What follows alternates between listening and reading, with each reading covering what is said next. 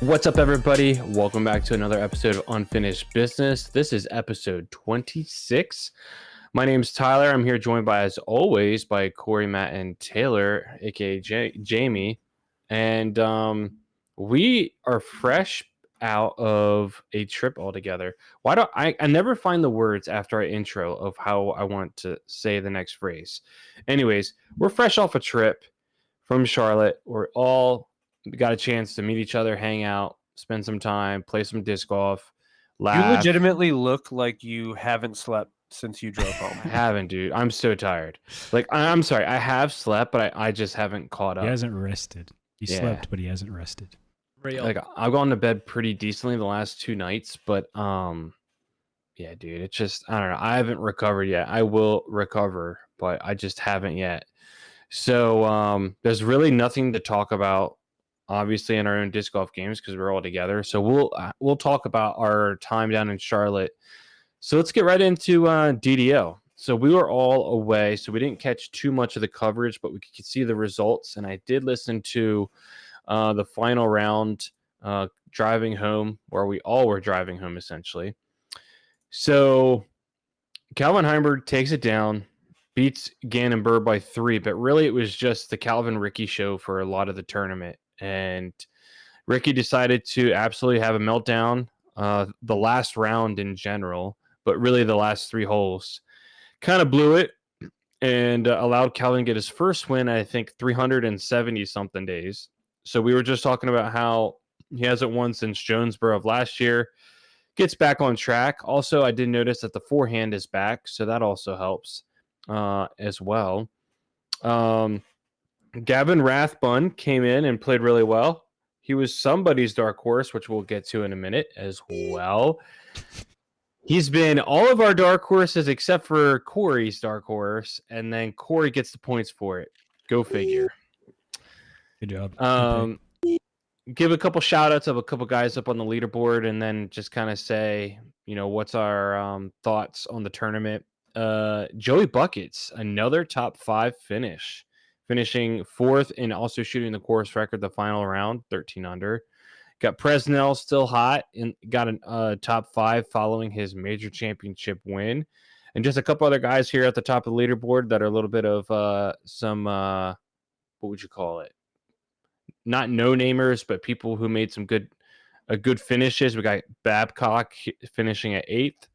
We got Mason Marchbanks finishing at 9th. Evan Scott finally getting a good push there, getting into the top 11.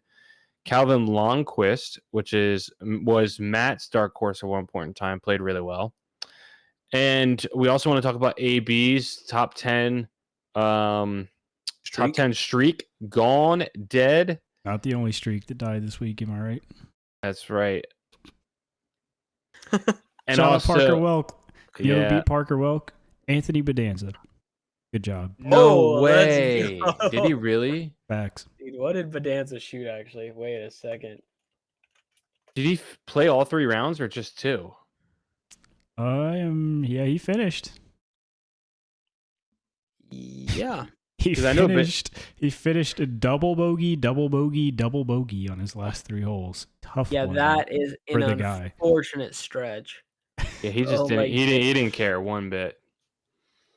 And the last comment of player, and then we can all just make this conversation at this point. Ezra Robinson had a chance to go off and get his first win. He even talked about how excited he was to be in this moment and how much he's looked forward to it.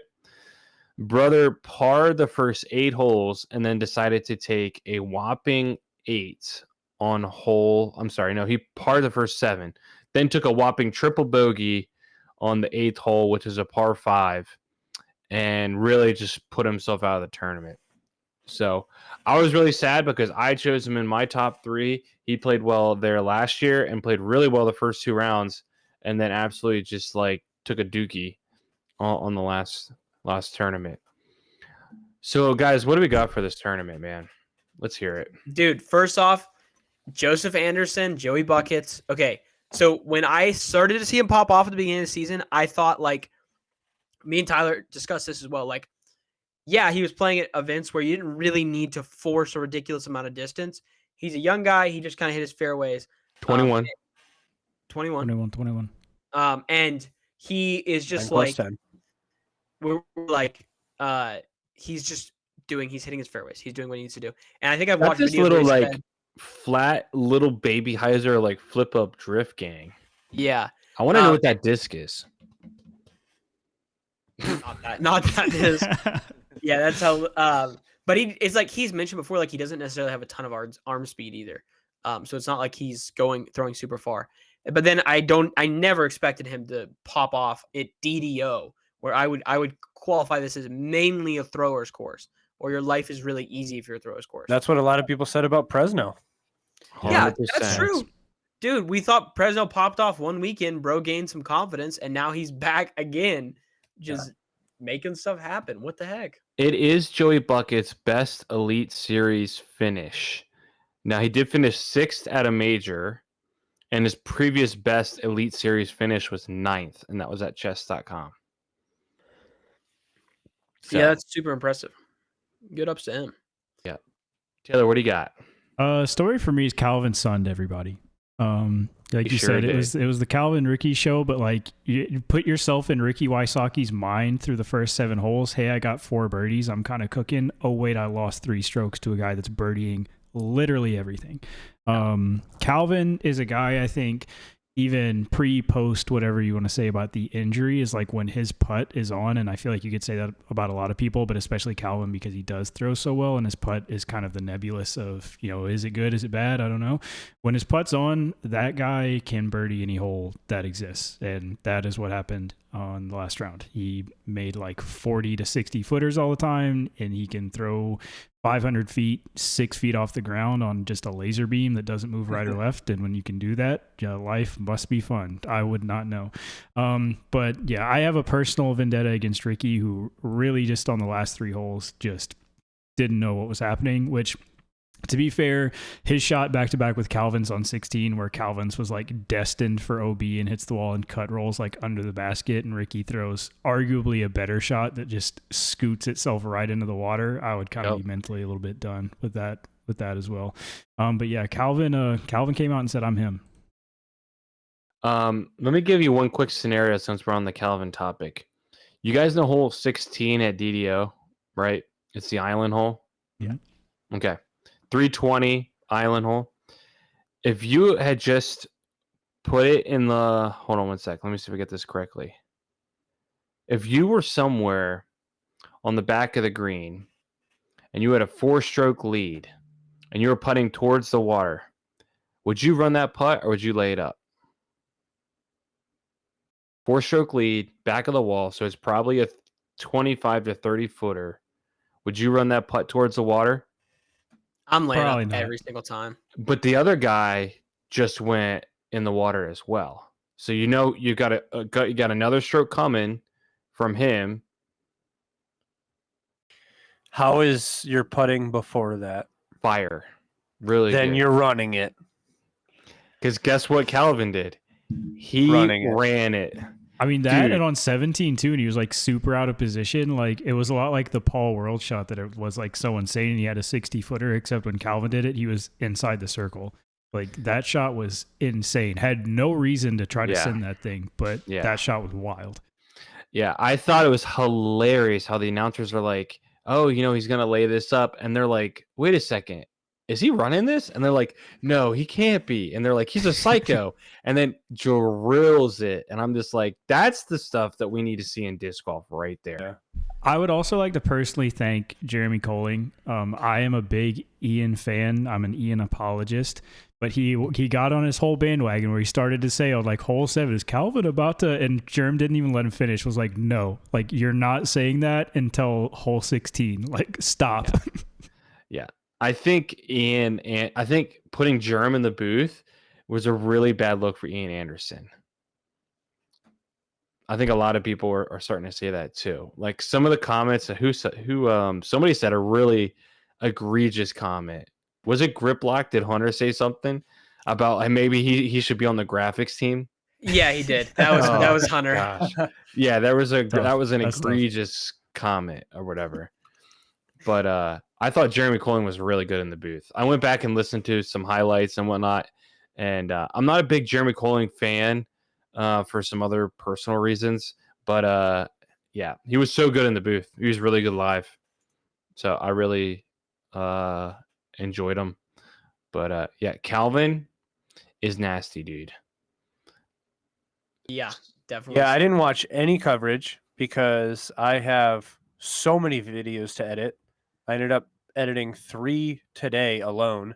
So tomorrow I'm going to catch up on the final round and see what you guys are talking about.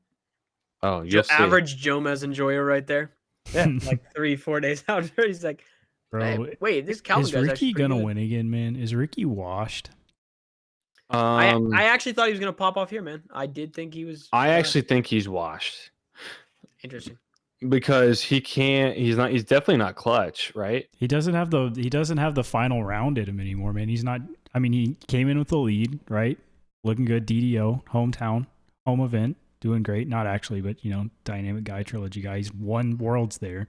Feels great at the course, and just gets, absolutely little broed the whole round. He did get little bro the whole round, but is Ricky more washed than Paul?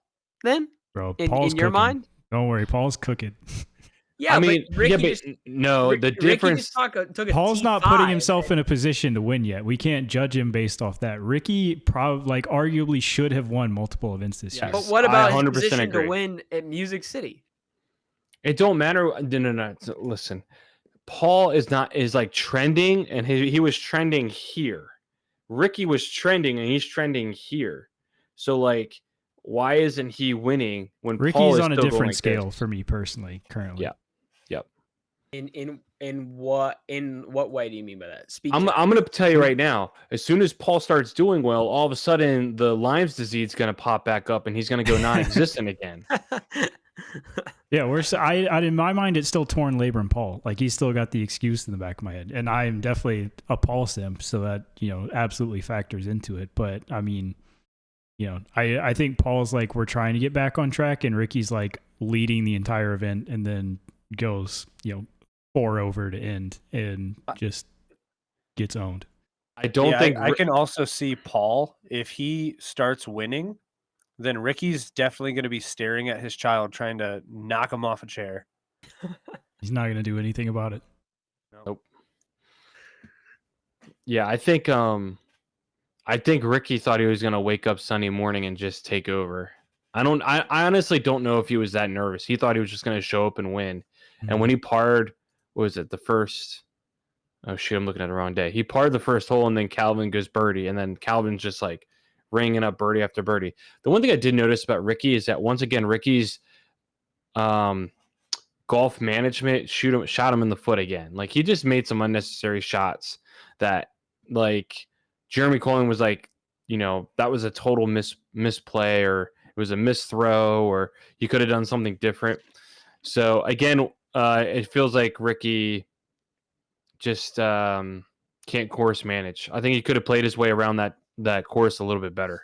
I mean, I get it. Like similarly talking about Paul, like at Music City Open, like Paul just kind of fell victim to Simon made every putt, right? Like I think Ricky fell victim to just Calvin coming back and like deciding he's going to be Calvin again all of a sudden. But like, I feel like, we can argue like when the Ricky and Paul era ended, but I feel like when it was still the Ricky and Paul era, people would pop off and they would just, step up and be like right there with them. Like the switch would flip, and like the switch is broke right now for both of them.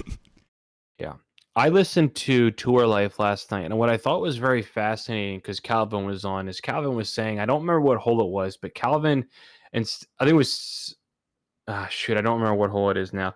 There was some hole where he was so far ahead, he deviated from his aggressive plan to where he threw a fairway driver, and it knocked him in a bad position. And I think it was 18, actually. I think it was 18. Knocked him in a bad position where he said he had his foot on the gas the whole time, and that was the game plan, obviously because of his putt on 16. Yeah, it was 16. And so he thought to himself afterwards, like, why didn't I just keep my foot on the gas? Why did I choose, even though I had more of a lead on 18, why did I finally choose to let up? Which I thought was very fascinating to hear him say the second he starts playing like he's defending a lead is when he starts playing bad, which the reason why I think that's interesting is because that makes a lot of sense for the other losses he has. Like, I think it's clearly from that statement is that when he has blown leads or towards the middle end of rounds and final rounds, I think he plays defensive, and that's when he plays bad. He says when he plays aggressive, but smart aggressive is when he ends up sticking to the game plan and doing what he's supposed to do. Like he said, he'd even practice that shot in the practice round, and so that kind of screw him up as well. So, yeah, Corey. No, I get you. Yeah. I get you. Taylor, what's some rants? What's the thing that was? Oh yeah, so I don't know if I'd say I'm fired up. I'm sad, man. I'm honestly sad because I was thinking about it today, and because I was watching or listening or something about coverage, and I was like, man, there's like no people there. Like there was no spectators, and I'm definitely one person that's like, people like the sky is falling, disc golf's over because there's no spectators. That's definitely super overblown. But like thinking about this tournament specifically, like that was the draw. Like you go back to when GBO used to be like, you know, there was majors, super important tournaments, and GBO was up there. Like people cared a lot about GBO back in the day because it was huge.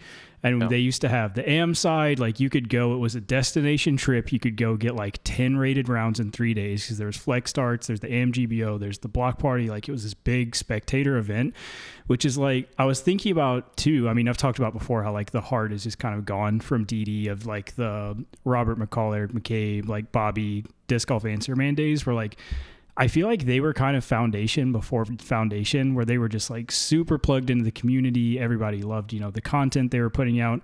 And it's just so weird to me that in a few years, like that's just all gone. Like nobody cares about this tournament anymore. Everybody talks about the course being dog when it was built for spectators that they used to have. It's just kind of sad, man. It's sad to me that like just the mighty have fallen with this tournament. So I don't know. I was trying to like brainstorm like ways they could get it back, but I honestly was like House of This in the investment group. Like I just feel like it ain't coming back. I know ways. Corey's got it. Yep. I mean, that's your cue to go ahead and explain. Yeah, you want for it. Dude, speak to that, man. Speak to that. Tell us about it.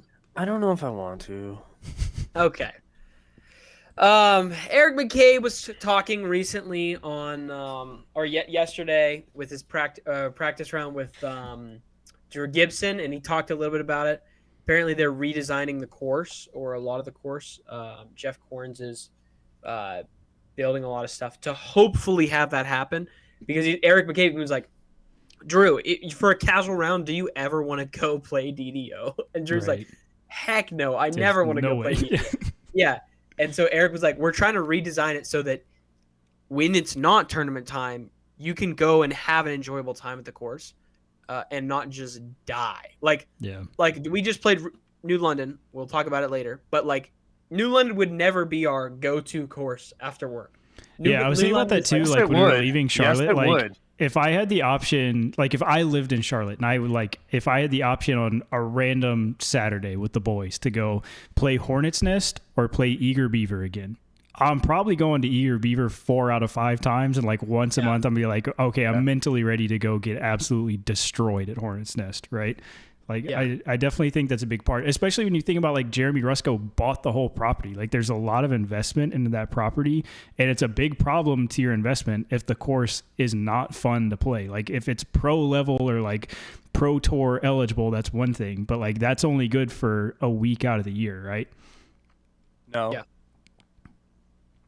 I'm telling you guys, on random lunch breaks in the summer when toboggan's open, I'll just go play a couple holes.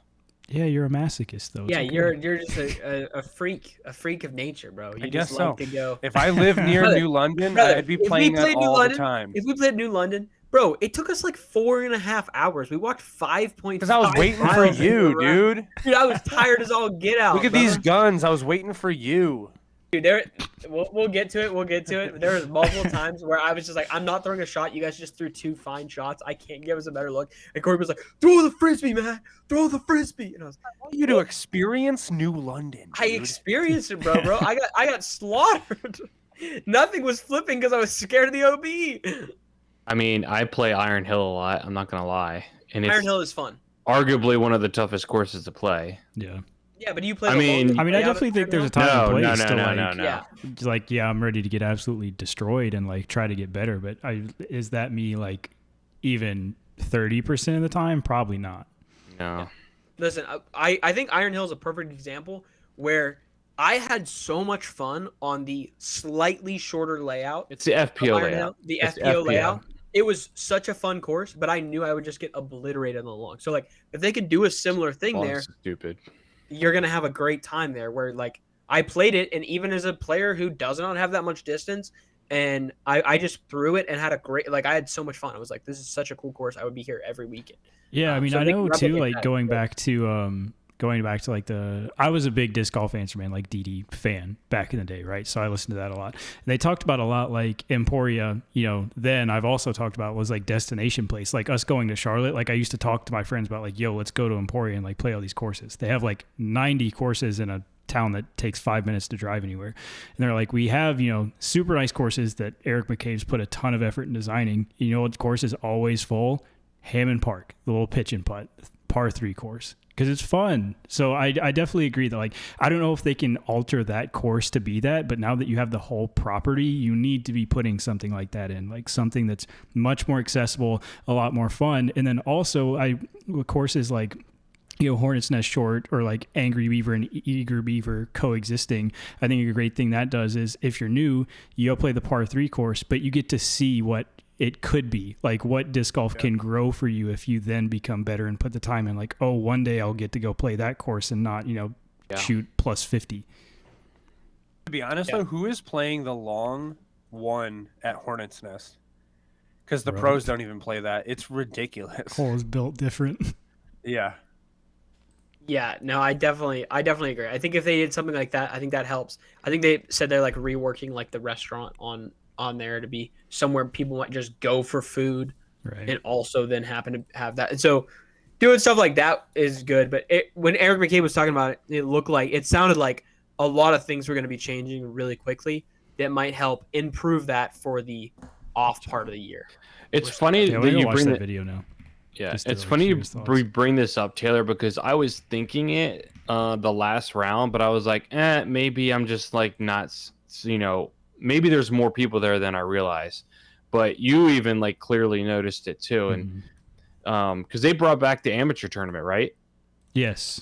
Yeah, because that's when So- it kind of stopped being like this huge event. They're like realized their mistake, but I feel like it was almost too little, too late. So I was pretty disappointed when I was seeing that. I was like, when do they actually pull the cord on DDO? Because we've talked about how we want to be putting these pro tournaments around people that are going to want to come and spectate. Right. So if people aren't coming to DDO anymore, they can't make money off of tickets. Why even keep going? I think they need to come to Charlotte more often. Yeah. Dude, But I I do think that they need to, like, once they implement these changes, it might end up being like the dream place. Really? I mean, if I do think it could be sick if they do it well. if they do a pitch and putt, a medium style course, like something that we would be like, oh yeah, dude, I shot even on, and then they have the pro, like the big dog. That means like people would actually show up for the pitch and putt or a normal course and be able to look over and be like, dude, that's the pro. It's just such a And then- different. It's such a different dynamic now because they don't put out like I genuinely mean like back then like you'd watch them play you like those courses on. Did YouTube you giggle videos. because you used the word dynamic? Yeah, dynamic. Yeah. But you'd watch, I mean, it's the foundation effect, right? Where like you guys wanted to go play New London. You wanted to go play Peaksview because you see those courses all the time. And you want to see like how you would play these courses. It was the same thing before when you saw these practice rounds, trilogy challenges that they're doing at these courses. Like, oh, I want to go like play that and experience that. Like that's how, I mean, I used to have that same feeling towards like random courses in Emporia that I don't even know the names of now because they don't do anything anymore. Because they decided it was too expensive. Hit it, Taylor. I'm fired. Absolutely. Up today, bro. I don't know. On another note, you guys want to go to Emporia, Kansas? No. When they finish Champions Landing. That's the most depressed no I've ever heard in my entire life. Dude, it's only 15 hours and 29 minutes for me, man.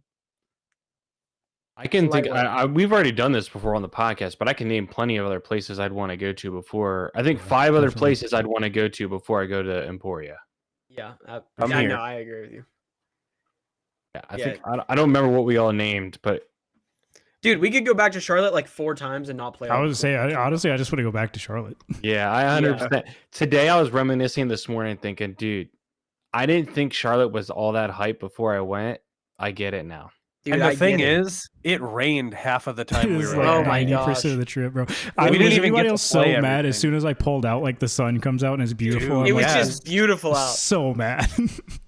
Yeah. Ah, And then both of them message saying like, "Oh yeah, it rerouted us through Lynchburg, Virginia." And Yeah. it's like Totally. 78 and sunny right now. Yeah. So annoying. I almost stopped to play another course, and I was like, I should just head home. By the time I stopped and everything, it was late. Did anyone else? This may have just been me because I took off on Monday, but I was totally in the mindset. I was like, I'm not going to play disc golf on Monday. I'm going to be tired. Like, I don't want to do it.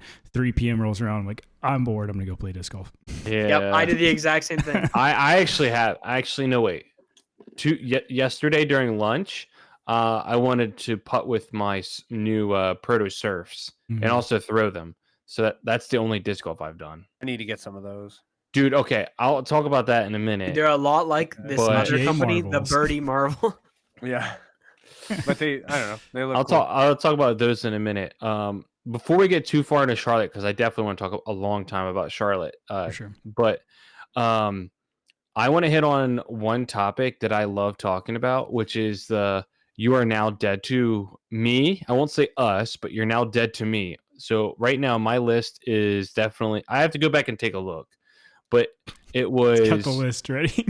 it was Cat Merch is the latest one to fall victim on You're Now Dead to Me, which I love her story, so it's really sad. But the DNF, I just can't do that, man. Another DNF, Matt Bell.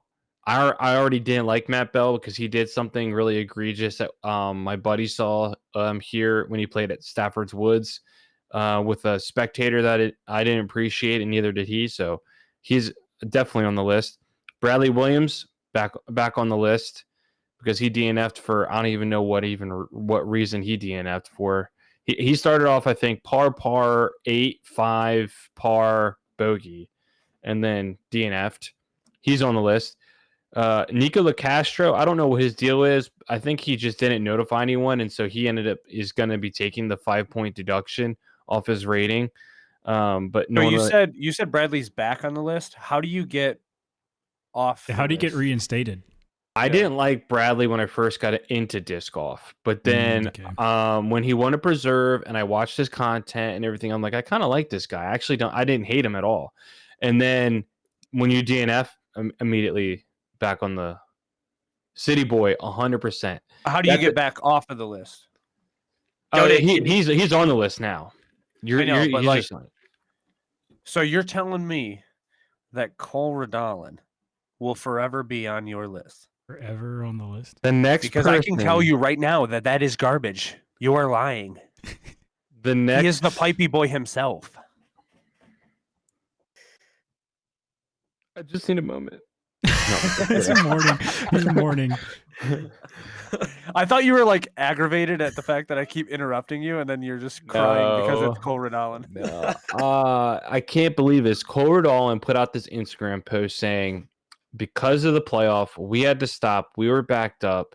And instead of me just hanging out and finishing the round, I ended up taking the DNF with 3 holes to go for logistical reasons and leave. And I'm so sad that he did this. I'm sure to him. I don't blame Cole.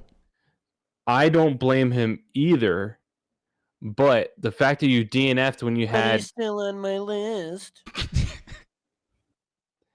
When you DNF with 3 holes to go, where you could have just waited an hour. I know he's not flying anywhere, like he's driving. You could have just waited an hour to finish. Right now, he's penciled on the list. I don't know if I really want him on there. He's one of my favorite. Okay, players. my question though. I just can't believe he did it. I can't believe it.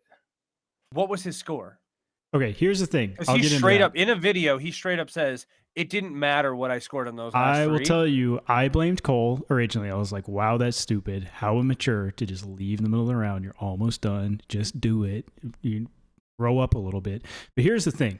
This is a Pro Tour issue. This is not Cole's fault. You know why?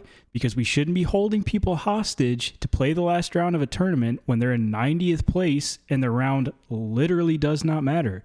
You know what we could do? Like every other sporting event does, we could have a cut. And if you can't make it into the cash, if you're realistically not going to make it, you want to go to the next tour stop, you don't have to play. We don't have to wait on you to play, and you're not in the FPO's way. Just have a cut, man. Yeah. Don't make them play. Yeah, I agree. Whose line is it anyway when the points don't matter? Exactly. Yeah. Real. So Also, I mean, it looks like he did everything he was supposed to do. Well, he said he checked the TD. He provided a certified player to walk with the card. If Also, when he bro, wasn't just lie. Just say you're having back spasms. Your leg hurts. Yeah, that's true, bro. You could be saying that. Just do what everybody else I does. fell lie. surfing. But I don't know. Yeah, I do think Taylor's right here because, like, dude, you got to have. Listen as a last round, last card frequenter at tournaments. I can tell you there is I've been there, bro. nothing.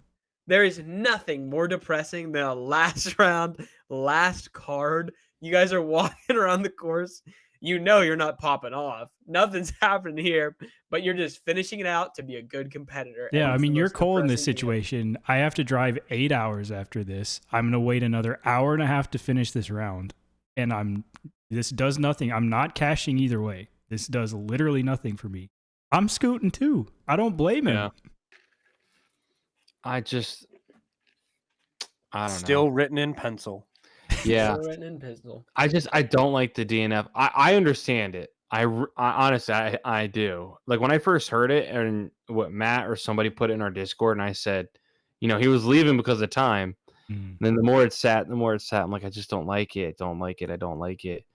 What I'm looking at is I'm looking at the bottom of this list of the standings and two poor souls who actually finished around finished double bogey, and triple bogey and took a 12 on the last hole.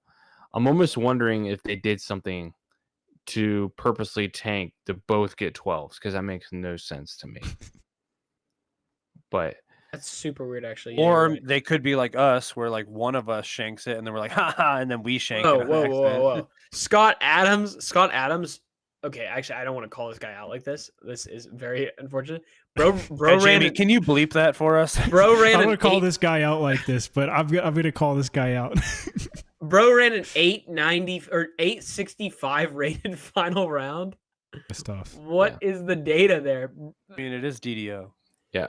So if you guys haven't noticed, my brother has entered the chat for I the don't first understand. time. For the first time ever. Yeah, you really need to And- give him the Guitar Hero What's up with guitars that, bro? back. Dude, there's so many Specifically things Nathan, that not he has set. That's true. Is this this is the guy that lives in Charlotte, right? Lynchburg or outside of Lynchburg. Oh, Lynchburg. Okay, Yeah, so we were yeah. still there, and you didn't give him the guitars. That's kind of messed up, bro. We also could bring up Tyler didn't visit his grandmother either. Oh Right? my gosh, gonna put me on I'm not going to blast call this guy right out on like the this, internet. but To be Tyler honest, didn't visit hey, his to be grandmother. honest, if it's a vacation and it's between New London and Grandma, sorry, I'll see you later. Like she wasn't in Charlotte. She actually lives closer to Greensboro, which is more north. The one we just drove But- right through on the way in and out. Yeah, Dog at him. Dog at him. Yeah. Bro, but listen, I what- respect your commitment to disc golf, but we might. If I people might stop- look Oh, down bro, on I you for that. respect it. it was really bad timing. Yeah, you're penciled on my list. That's fine. Ooh. I'm cool with that. My brother was saying like how he says no, Cole was a G for being honest, which I agree. I'm okay with his honesty. Soft move, 100% agree with that too. Down with the rating system, I'm 100% with that too. My brother and I don't hardly agree on much, but I agree with everything he just said. So, yeah, I'm trying to look over at FPO side to see who DNF'd, and there's nobody notable. Oh, Maria Oliva, she's on my list too. She's got to go. Like she even DNFs. cares. She DNFs a bunch of times. Also, just want to bring up real quick before we move into Charlotte. Did you guys see what happened in FPO side? The foot fault called? Well, that is amazing. We can bring that up too. But how about like Haley King had like I don't even know how long the shot was. It may have been 250 feet to park it on the island to tap in for the win, and she has a wide open hyzer shot, and she misses into the water, and then she goes into extra holes, and then misses again and runs her putt towards the water from the drops, or no, it wasn't drop zone, but it was from a deep or whatever, and then Haley King ends up losing. It was just One word great. answer, no explanation. Do we like aggregate playoff, yay or nay? Yes. I don't understand the difference. So Okay, regular Corey- playoff, you go play hole 16. If Yeah. you get the same score, And you the keep winner- going. yeah, winner If takes somebody, all. and somebody wins on that hole. Aggregate playoff is like, we're going to go play these 3 holes. Whoever has the lowest score on those 3 wins. Or if you tie, you keep going, but you're guaranteed to play 3 holes. I'm gonna say yes, and I would like One to word answer. explain why I think that they've done it. It's yes. I do like it, and I know why they did it too. Why they did it? Because they want everyone to stay at 18 and finish on 18. They want to have a finish on 18. They don't want to make everyone move over to another hole That's fair. and possibly finish there. They want everyone to finish on 18 because what happened at Worlds 3 years ago was they went over the hole 16 where they had this giant grandstand for this finish, and then everyone had to move over to 16, and the tournament ended on 16, not where they had the grandstands.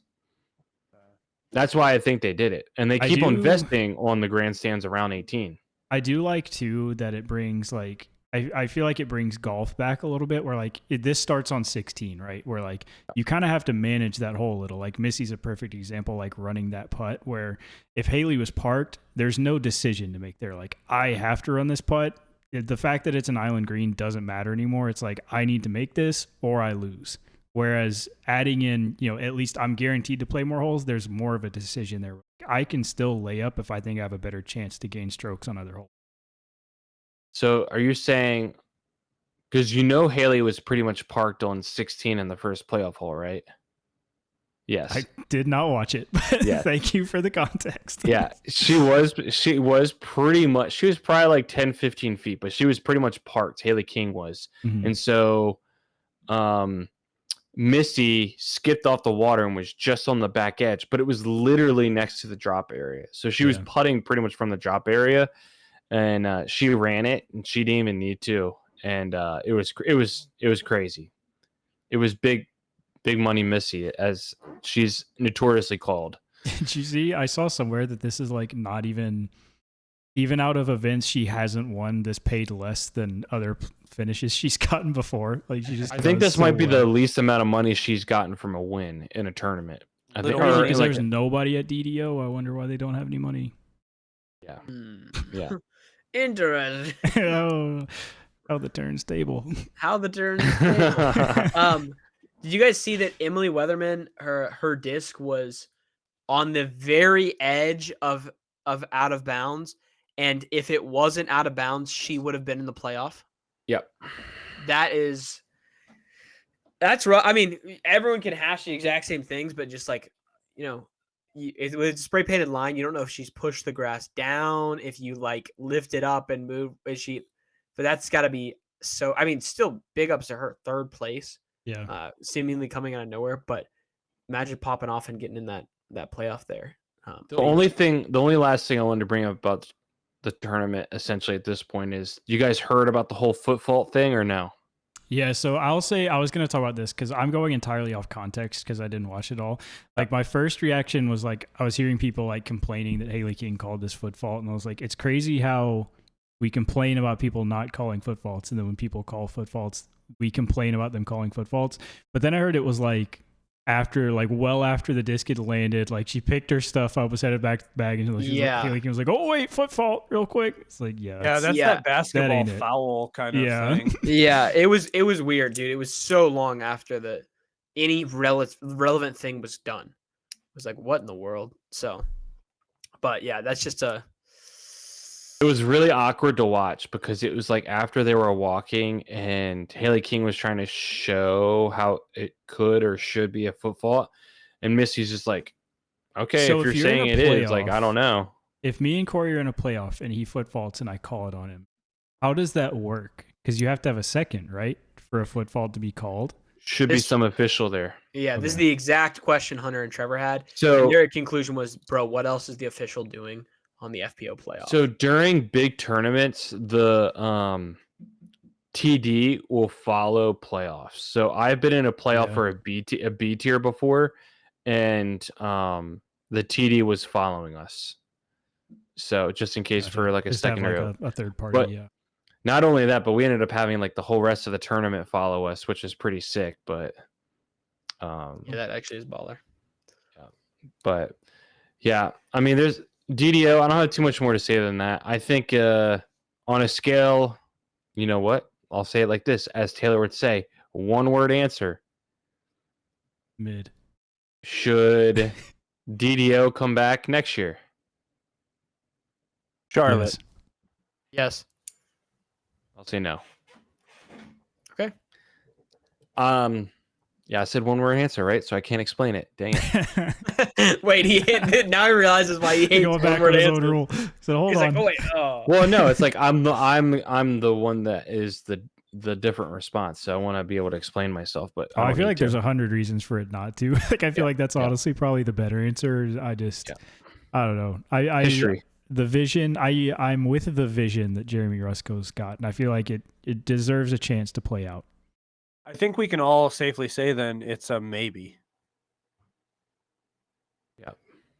Fair. Nice little maybe. Yeah, Missy won $5,500. That was it. Good job, And, Miss. and Calvin got 95. 9,500. $95. 95 bucks. Just enough to fill up on gas and keep ripping.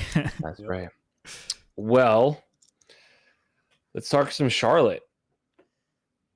Should we do this? Should we do this puppy chronologically in an attempt to keep some? I woke up at 4 a.m. I was thinking about this earlier. I 'cause mean, we it's can tell all- people the chronological order, but we can That's talk true. about whatever. I don't care at all. That's what I'm saying. I just maybe to hit it all, but be able to yap on. Go ahead, Taylor. What were you gonna say? Sorry, Yeah, I cut speak, you off. Taylor. No, I was just gonna say I think a recap's good too. But I was trying to think this morning about what my favorite and least favorite shot was of the whole trip. Just shot. I was gonna ask that I you. threw. Yeah. Dude, I know Taylor's answer to his favorite. I have to, unless I'm just dumb as a box of rocks. I mean, I probably have to forgot know. half of mine. So Oh, let's. I feel like let's run it through. Obviously, we can stop and yap about whenever. But just as a heads up, like we spent 3 days in Charlotte: Friday night, Saturday, Sunday morning. Me and Corey met on Thursday, and played a course. I brought him to the beautiful, most romantic park on planet Earth. Who knows what you No guys are cell getting into? reception. No cell reception. no and forgot record it. of what went on up there. No record. Oh, don't worry. I Forgot- filmed it. Well, I was filmed gonna say it you did all. actually film it. Wow. And we just got our butts kicked because I forgot how much of a hike that course was. Yeah, it was intense. It was actually more intense because we didn't realize every other tree fell over somehow. Oh my! So we had to goodness. like climb the aggro crag just to Yeah. get to our shots. Dude, I'm not kidding. Last time I played it, none of those trees were down, and there was one point where my disc was under one tree, but over the tree before it. So I have 1 foot through 2 trees, trying to throw some like scuba something or other to even get it back in the fairway. Yep, and then I had to hop over a bunch of downed trees and everything. And that's when Matt looked at me and said, "I didn't realize how agile you are." That's kind of a compliment, right? Corey, Yeah, I man. thought Corey Okay. had the agility of someone his age. He has the agility of a 16-year-old, perhaps. Just someone who is. He's actually Far called more you an agile. old man. It's all mindset, man. I just didn't expect it. I saw him hop up there, and I said, "Oh, please, Lord, help us! Don't let Corey get hurt this Blowing an quickly in the course." ACL. Dude, like 3 holes in, I just punched the crap out of a tree on my approach, and I still like have it, but my whole like it's not that big of a deal. But my whole hand is just bleeding everywhere in the Yeah. middle of the woods. And I'm just like, am I the dumbest individual to ever live by just ruining this? But me and Corey played that. That was busting. And then we go down, and I'm trying to play Falling Creek Park. That's what we're trying to play. But we keep confusing Falling Creek Park. Not we. For Peachview Park. I don't know where we're going. So we're Corey's just there. we're going to Falling Creek Park. Then last second, I have to like exit out of navigation. So I look up Peachview Park. Just take us to a totally different course. But it was fine because we did not have enough daylight to finish anything else. But that was bussin'. And then we went to our Airbnb, and Tyler checked in at like 12:30 at night.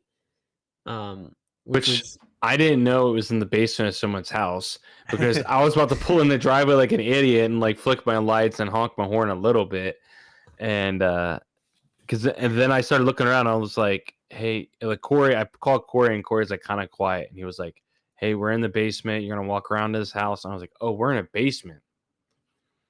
Yeah. So Vibing. decently nice Airbnb. Yeah, the people that owned it were having a party until like 11:30, so you just missed out on them like having like some kind of game night or something. Dude, we could then- hear everything.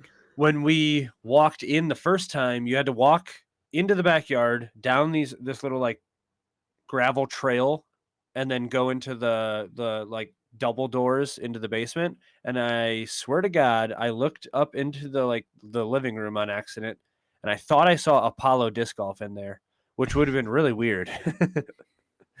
I don't know if it was him or not because we didn't see anybody leave, but yeah. We just accidentally banked the Airbnb where they split the house, and the top half is an Airbnb and the bottom half is an Airbnb. The top half has Swanky in it. Yeah, that would have been funny. That would have been so funny. Then Tyler comes, we wake up the next morning and we go for the foundation warehouse tour. Did anyone else think the warehouse tour was going to be approximately 5 minutes long and then we were just going to leave? Yeah. No, I thought we were hanging out. I thought it was just going to be real quick and leave. Taylor, let me describe this to you, okay? I'm so ready. We pull up to the back of a warehouse. We walk in. Hunter's just like, go through this back left door. That's where you're going to go. Like this back left, go through this plastic. We just open it up and just all the foundation just turns and stares at us. It's 7:05 in the morning. We went to bed at 1 a.m. last night and we're like dazed and confused. Foundation, Swanky, Trevor and Hunter come up and shake our hands. And then Hunter's like, this is the warehouse. It used to be like, he gives us a little backstory on it. And then I was like, all right, cool. Let's go to New London. And that's like where I thought it was going to be it. Like I was like, that's for a minute, it just was like, we had to break the ice somehow. Yeah. Yeah. Oh, I'm good at breaking ice. Yeah. Corey's good at breaking ice. We can say that. But I like, know. Hunter's like, Swanky, these are these guys. And then he explains what we are.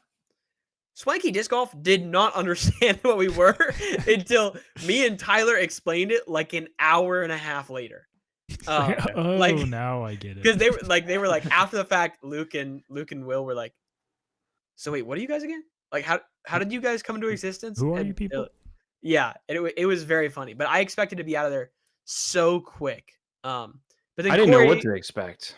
I don't know. I was just like, oh, we're just going to say hi and then get out of here. And then Corey found managed to bank the only part-time employee who doubles as an employee for clothes sales and does all of Foundation's specific hat and other stuff warehouse Nice. edit or ordering. Yeah, so if you don't know, I go on a lot of wholesale places and just find clothes because I'd rather pay $2 for a blank t-shirt than $20 for a shirt with like a little logo on it. Spider-Man on it. Yeah. Well, no, this one was like $10. I think I got it at Target. But yeah, so a while ago when they started introducing the Foundation like sports dad hats or whatever they're called, like the vibrant colors and stuff, I was like, I feel like I've seen those before. So then I found them and I found the company that makes them and everything like that. Well, these are a different company, and I thought I was like pretty clever finding these because they're just not out there. And then all of a sudden, they started wearing those hats that have like the Foundation. It's like the new felt print, and I was like, "No way!" Like I finally find the perfect hat, and then all of a sudden, somehow someone else has it with like a larger like branding and everything like that. There's no way. So then, yeah, I talked to I think his name is Isaac. Mm-hmm. Yeah. And he also works for like a screen printing company or something like that, but he does all of their clothing. And I was talking to him for like at least 45 minutes just about like hats and stuff, which was the most nerdy I could ever be. Yeah. Yeah. Yeah. And then I went over and I started because I was like, we're all in like a kind of circle, and I'm like, hey, I'm gonna go over and say hi to Brad because I've been on In the Bag and whatnot, and I wanted to talk to him and pick his brain and whatnot. And I accidentally made the mistake that I did not know Brad was the original founder of Atlas Disc Golf Bag Yeah. Company. So I felt like a complete idiot. That was Yeah, awesome. you did. And then yeah, so I got a chance to talk to him quite a bit about designs and stuff like that. So Only to be trumped by two guys who are bigger idiots in front of not only one in front of Brad. When Brad asked me if I liked my new Pioneer V4, and I said I liked it a whole lot, and he said, "Did you put the putter pouch thing in?" And I said, "Yeah, but I took it out because I wanted to fit more discs in the putter pouch." Which Taylor and I found out like like I'm gonna grab I say mine. like 10 hours later that I was putting it in the wrong spot. And the Wait. reason our bags were falling over so Corey, much. you got one? No, this is a V2. Oh, this is the V1. V1. Oh, okay. And the reason I know where it goes, and I think secretly Brad stole my idea, is because where is it? Not that one. I bought a kitchen cutting board and I cut it to fit perfectly in here so that it would be a little more stable. And this is literally the piece of plastic that he gives true. in the V3 or V- V4, yeah. whatever V4. So this Anyways, In is our finish, defense, Matt. in me and Matt's defense, you get the bag out, and then it has this random plastic piece, and you're like, "Oh, I wonder what this is." And you look in the bag, and under the bottom, there's the little like I don't even know what material it is that covers like the bottom of the rails Yeah. that the discs sit on, and it's a little flap, so you can pull it up. So I'm like, "Oh, like you just slide it right in there, man. It just fits right in." Yeah. So this is my public apology to Brad for saying that, yeah, I took it out to fit more discs, not understanding that the two biggest complaints I had with the bag were solved with the one thing they added in. And I just Same, did and not honestly, understand it. clutch that I'm lazy and have not reviewed that bag yet because I would have complained about it, and then it would have been worse if I had a video. It's like, oh, this thing's unstable, Dude, and like, I also would have and the I top's would have kind of complained about it. It frumpy, would have been and so bad. there's a fix for both of those. It turns out it's me. Yeah. I'm an idiot. It's the exact same thing. So Taylor and I are like, wow, our bags are always falling over. Should we take this hard piece of plastic out? Guess what happens if you take that hard piece of plastic out? The discs sit on the rails and move forward and backwards left or less. So the bag falls over less. Crazy. This is science, man. That's science. That's science. But we were dumb as a box of rocks. But we met tried. Swanky. That was cool. They were nice guys. Yeah. We met Silas. We did not meet Connor. Very depressing. dude, Yep. He was out fishing. He was out fishing, apparently, Caught just catching a the biggest bass of his whopper. life. that's by the way, if you don't know fishing, that is a massive smallmouth bass. Yeah, Like that is- smallmouth, like a smallmouth, How like many a pounds good is that bad size. boy? It was 6 apparently. He like you could see it. Mhm. He weighed it out to 6 pounds, but like a good one is like 3 to 4 pounds. It's like a Yeah. good smallmouth. So he got a massive smallmouth. Yeah, that's crazy. We talked to Swanky, and then we went and played New London. New London. Tyler, how would you describe New London now that you've played it? So my brother told me how New London Tech was harder than Iron Hill, and I was like, yeah, okay. I mean, I'm looking at New London Tech and the fairways are wide open.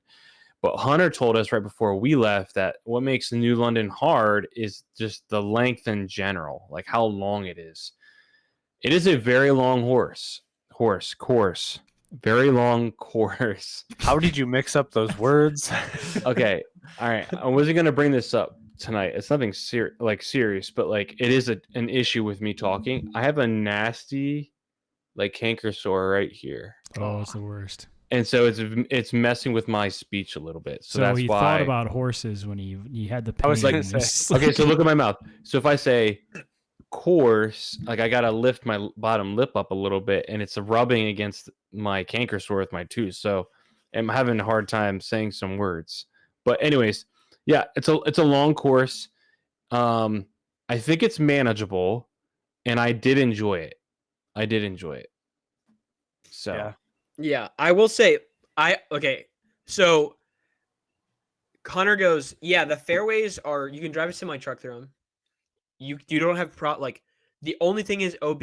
It'll get in your head. And I was like, no, it won't. And then my first 10 shots, I did not throw flat because I was worried about going OB right and just went into the woods left every single time. Corey, how many times did you go OB right the first 6 holes?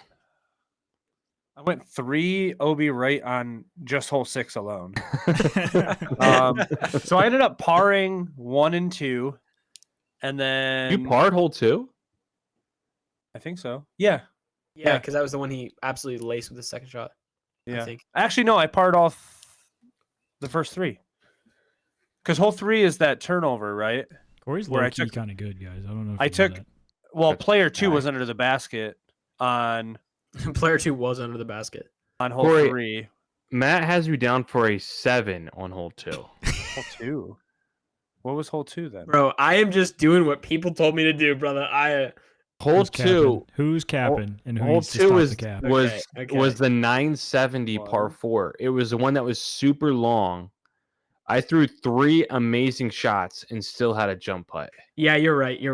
Corey, we're flip flopping a hole, brother. Yeah, we're flip flopping something. Anyways, this course is 11,328 feet from the tees we played. And Not all bad.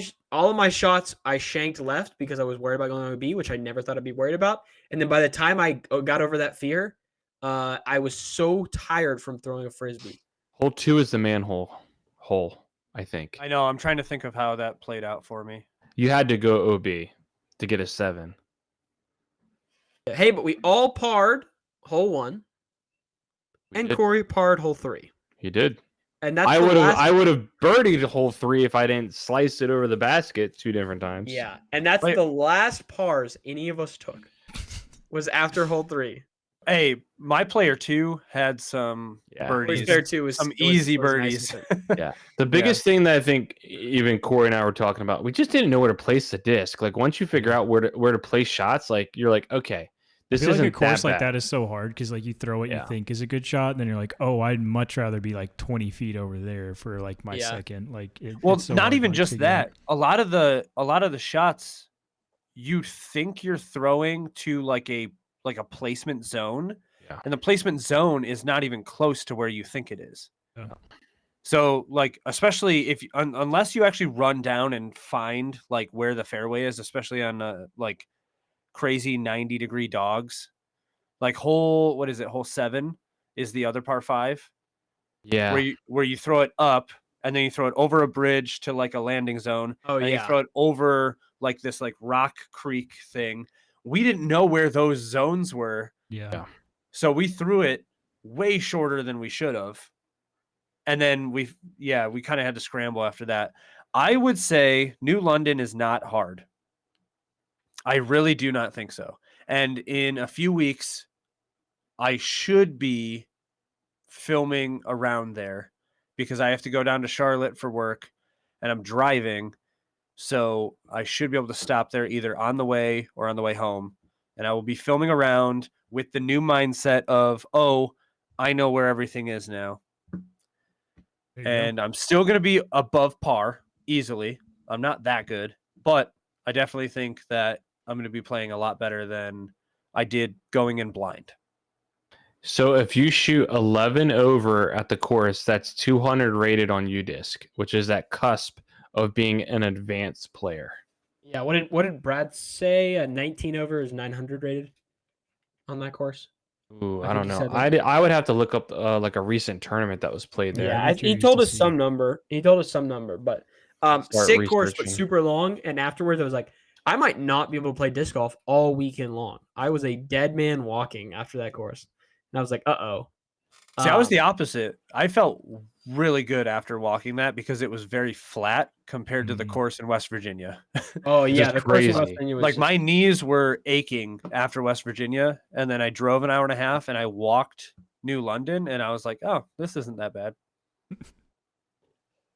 Yeah, that actually is true. The course in West Virginia was a fight for your life. But and then we come down and we meet our main boy, Taylor, for our round in the evening. And we snuck that round in as soon as possible. Oh my goodness, we snuck that At round in. the funnest course of the entire weekend. Yeah. How in the heck did we bink that? No one was talking about that. The only people who talked about that were all the guys from Another Round from like Minnesota who were sponsored by Another Round.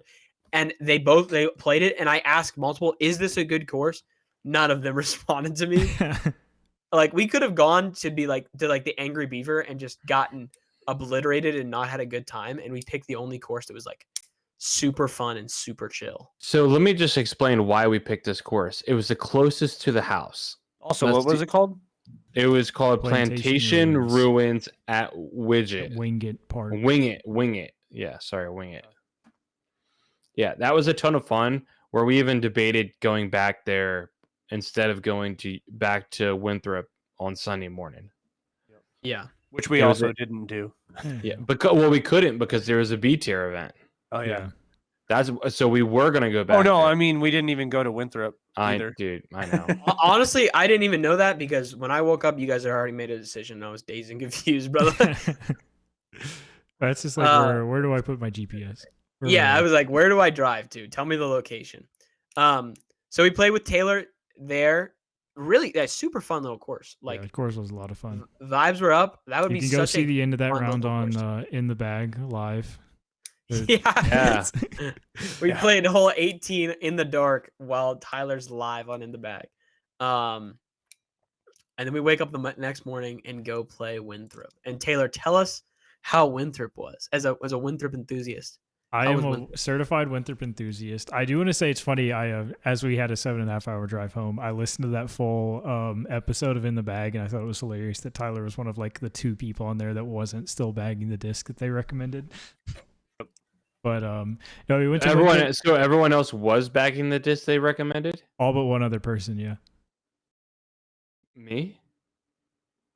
So you and You- another you- person Yeah. were Oh, not okay. still bagging the discs, and then the other 8 or so I think were all still rocking them. I got a chance to explain myself. I would still be bagging it if I didn't buy DGA. If we didn't get That's just brainwashed into all throwing the same discs and Taylor's just dodging it every week. My I pipeline's mean, he's the one not who straight, convinced man. me, so I don't know what. Maybe I need to throw it again. Should I throw the pipeline again? Yeah, bro. Because You like might I so said, good. it's so convenient. So good. Now at this point, I feel like if I don't Corey- bag the pipeline, I'm kicked off the podcast. So maybe Yeah. I should No. throw the Oh, yeah, pipeline again. Easily. I like that you throw everything else that we don't throw. That We is got to have true. at least one person. But that does me, that. Corey, and Tyler throw pipelines, Marvels, eras. I don't throw the Marvel anymore. Wait, you had to They're put out a there, Marvel man. in your bag all week. Yeah, look how bad his Surf putting gang. was all weekend. Surf gang. It was I it was will get bad the there. I last was round. That genuinely was it. concerned for Tyler's mental health for a while in that last round. Yeah, me too. Honestly, I was like, uh-oh. I couldn't make a single putt the last round. I was so ready to just go home. I was so tired. Tired. Yeah. But But we played Winthrop and it was just sad. did Vibes not were play mixed. Winthrop. I would say vibes were mixed because it started Let's pouring rain. talk but about. No, we got to talk about even- from the very beginning when we got there. Go ahead. Okay, yeah. Taylor. So we step out the car and I feel like the vibe was already in the air that the weather was going to be rough that round anyway. And then we walk to hole 1 and we can't play hole 1 because there's a giant tree down in the middle of the fairway. So it's vibes are already off. Never We still once, played it. Yeah, we still played Yeah, it, we but played never once has a hole been so ruined by a single tree down. Yeah, that was tough. Ever. A The bad tree spot is for that thing. sitting between the double mandos. I think Corey has a little clip of it somewhere. I have a clip too. I got to Yeah. put out or something like that. But it was just so funny. That it I'll was still just like, yeeted oh my it though. Also, Yep. okay, here's my plea to the Charlotte community. If you live in Charlotte and have the means to do this, I will kiss you on the mouth. For people like me that go to play Winthrop, we don't care about the layouts, man. We want to play USDGC. And it's not in UDisc, and it's confusing. Put it in there, bro. Just do Yeah. it for me. Yeah. I'll give you a smooch. So we're already kind of like just confused because the layouts that exist in UDisc, like none of them are accurate to like what is a current USDGC layout. So we're vibing around. I will say, old hole 4, I think the last time I played it was in 21. That was the par 4. I did birdie. I have to bring that up because I birdied that hole by myself because I'm a legend. But we played like what, 5 after 5 is when it started raining, or 6? I think it was technically 8. I think. Yeah, because it was the triple Mando, Yeah, hole 8 is a triple Mando. in which Tyler threw the most confusing shot of all The time. sickest Spikeheiser. The sickest Spikeheiser into the basket, and I didn't even have the heart to ask him until the next day if that was intentional, because he's so perfectly.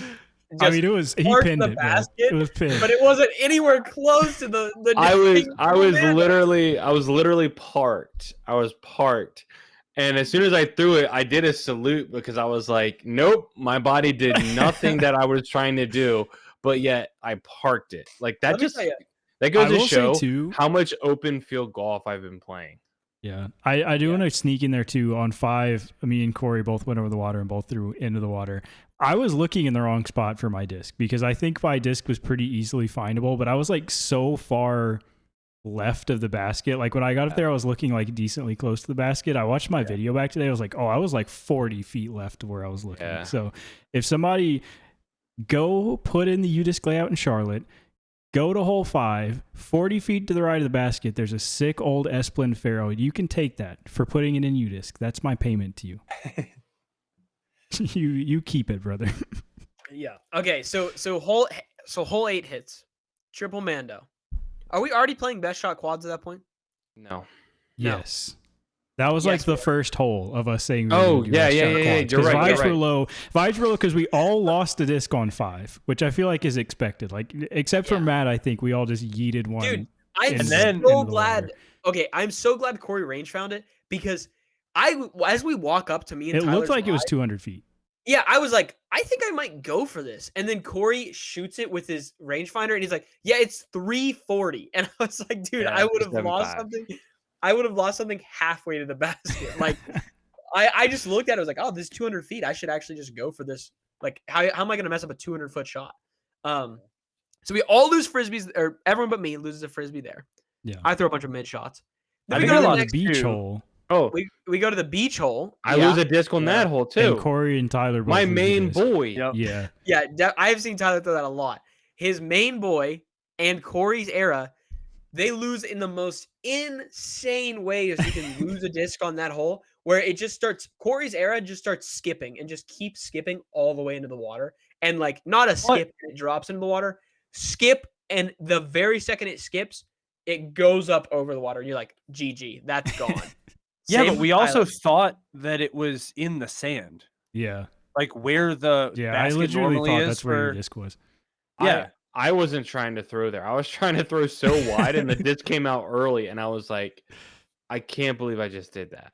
Yeah, that was your bread and butter. So vibes were low after that occurrence. Vibes were low. Taylor suggests, what if we play best shot quads? We play best shot quads on the triple Mando hole. We play from Tyler's because it's right into the basket.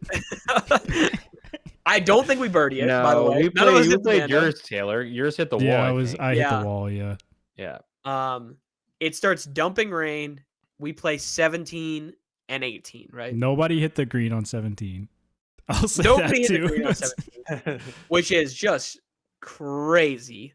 I feel like it's harder when the bails aren't there, and like you get up there and you're like, oh yeah, that's short. But I mean, our putts were like 30 feet, so it's not like we were super far from the basket. It's just hard to visualize where the line is without the actual bails. Yeah. When I threw like a chip Firebird and realized it went nowhere, I was like, oh, actually, this hole does, like, I do actually have to throw it kind of hard to get there. Yeah. I'm not gonna lie to you guys. I'll be honest with you now. Once I lost that DD3 in the water, I was so checked out. I was so checked out. So we knew Tyler. We knew. Yeah. Tyler, when you threw a Spikeheiser over the triple Mando, we knew that you were checked out. This is not. Mando's not in play, boys. The Mando's not. Yeah. In play. I literally was just like, I've been seasoning this thing for over a year. It is so perfect, and like the flip up forehand or the flat forehand, I can make that thing go like 400 feet on the flat, really nice. And I was like, and I just thoughts just started compiling. Like, it's gonna be raining. I hear the thunder. I've just lost my best disc. And then when I missed the Mando on 8, I was like, bro, what am I even doing here? Yeah. I So if obviously anybody I'm sad. finds, if anybody ahead. finds an orange S-line DD3 It's blank on top. blank on top Yeah. in an area of the pond you don't think that anybody would throw a disc into, then let us know because I want that thing. yeah. Yeah. Now I'm trying to decide if I even want to put like that kind of a distance driver in my bag. Because now I've got, spoiler alert, I've got the Era in the bag, and now I'm like, I don't even think I want that DD3 in the bag right now. How many errors did you take, Tyler? Did you Just just take one. Corey's? Oh, I didn't know if you Just one. took any of mine. Honestly, I forgot. I'm looking at getting another red one, but I don't know if I'm pulling the trigger yet. So I need to play like a month or so with this one to see. Yeah, What do you throw forehand? Like your bomb forehand? See, that's the problem is that I don't have like an S turn forehand shot now. I would still bag something like that. Yeah. Like, I have the Zeus in the bag, but I also have exact copy of that DD3 as well. I have the identical one. So, I mean, I can easily go back to that and then start beating that in, but I don't know. We'll see. So, anyways, it starts pouring down rain on 8. We start trying to figure out what we're going to do, and we say we're going to play 17, 18. We get in the car, and we need our vibes back up. So, how do we do that? We go to Waffle Chocolate House. milk at Waffle Waffle House. House, baby. Corey Kramer instantly orders a chalky milk, just off the rip. Large chalky for my man here, please. That Waffle House might have saved the entire trip. It just I don't know Honestly, about the you, fact but that the waitress was also a vibe and like cool with us just being stupid definitely helped. Yeah, it definitely helped, but it also ruined us when we got to another round. So I don't know. We all got to another round just in time. That was unfortunate. We go to another round, all of us but Corey buy another round t-shirt because our t-shirts are soaking wet. And we decide, we didn't even talk about, we did a disc draft on Friday night of 10 discs. We all brought 10 discs and drafted them to make bags we would not normally play with. And our goal, were we always going to play it at Kilbourne? I think we were just going to play it at a small course. Yeah, I think it was a small course close to another round. I think was always the plan. So we do this disc draft. We have that plan. It's dumping rain. We say, screw it. We're still going to play the court. We're still going to play. We got to play disc golf. We probably spent like 35 minutes in another round just looking at frisbees and also using the bathroom. And hey, let me tell you something. I got scammed because whoever told me that stamp was another round exclusive, it wasn't, and it's on Infinite Disc right now. So fake news. But the stamp is still what sick. disc? What disc? Dynasty. Ah, that is unfortunate. Hey, but it's still sick. It is still sick. So we went to another round, bussin', went to this course. I'm not gonna lie to you guys. Yeah, that is a sick. I don't know why I didn't buy one of those. I'm not gonna lie to you guys. Yes, Corey Kramer. Oh, he also has. He's got it on the wall. No, it's right there. Yeah, I see it. When we got to that course, I was also Matt just glazed over or blew past another round like it was nothing. I picked up the new Proto Surf. Oh, I forgot. From DGA. And I put it with that at Hornets Nest, which we'll be talking about the first couple holes, and then I decided I cannot putt with this thing. Went back to my OG putter, but I just want to comment on this so I don't forget later. I putted extensively with it yesterday during lunch, and I was throwing it. Don't think I know it's not going to replace my steady BLs in the bag, but I think the Surf is going to be my putter thrower because it's a thinner profile, so it fits in my hand really nice, like the Marvel does. Honestly, it feels just like a Marvel, and it flies so straight. So I'm wondering what it's going to do if I start nicking some trees and beating it up and stuff like that. But it flies so straight, so I think it's going to be my thrower in the bag right now. Tyler also took orders for half his disc golf community, I think. Yeah. I walked out like spending like $200 or something like that. So you got that. I got the shirt and a special stamp Dynasty that I'm gonna say it in my brain is another round exclusive. And then what'd you get, Matt? I forgot. I got a shirt too. I got a diamond. I got another diamond. I got a Mamba that Tyler found. I got a Firebird. I got a drone because for some reason I thought the drone was one step up from the Buzz, but not quite the Buzz OS. And it was a cool old Z one. And I was like, this might be cool.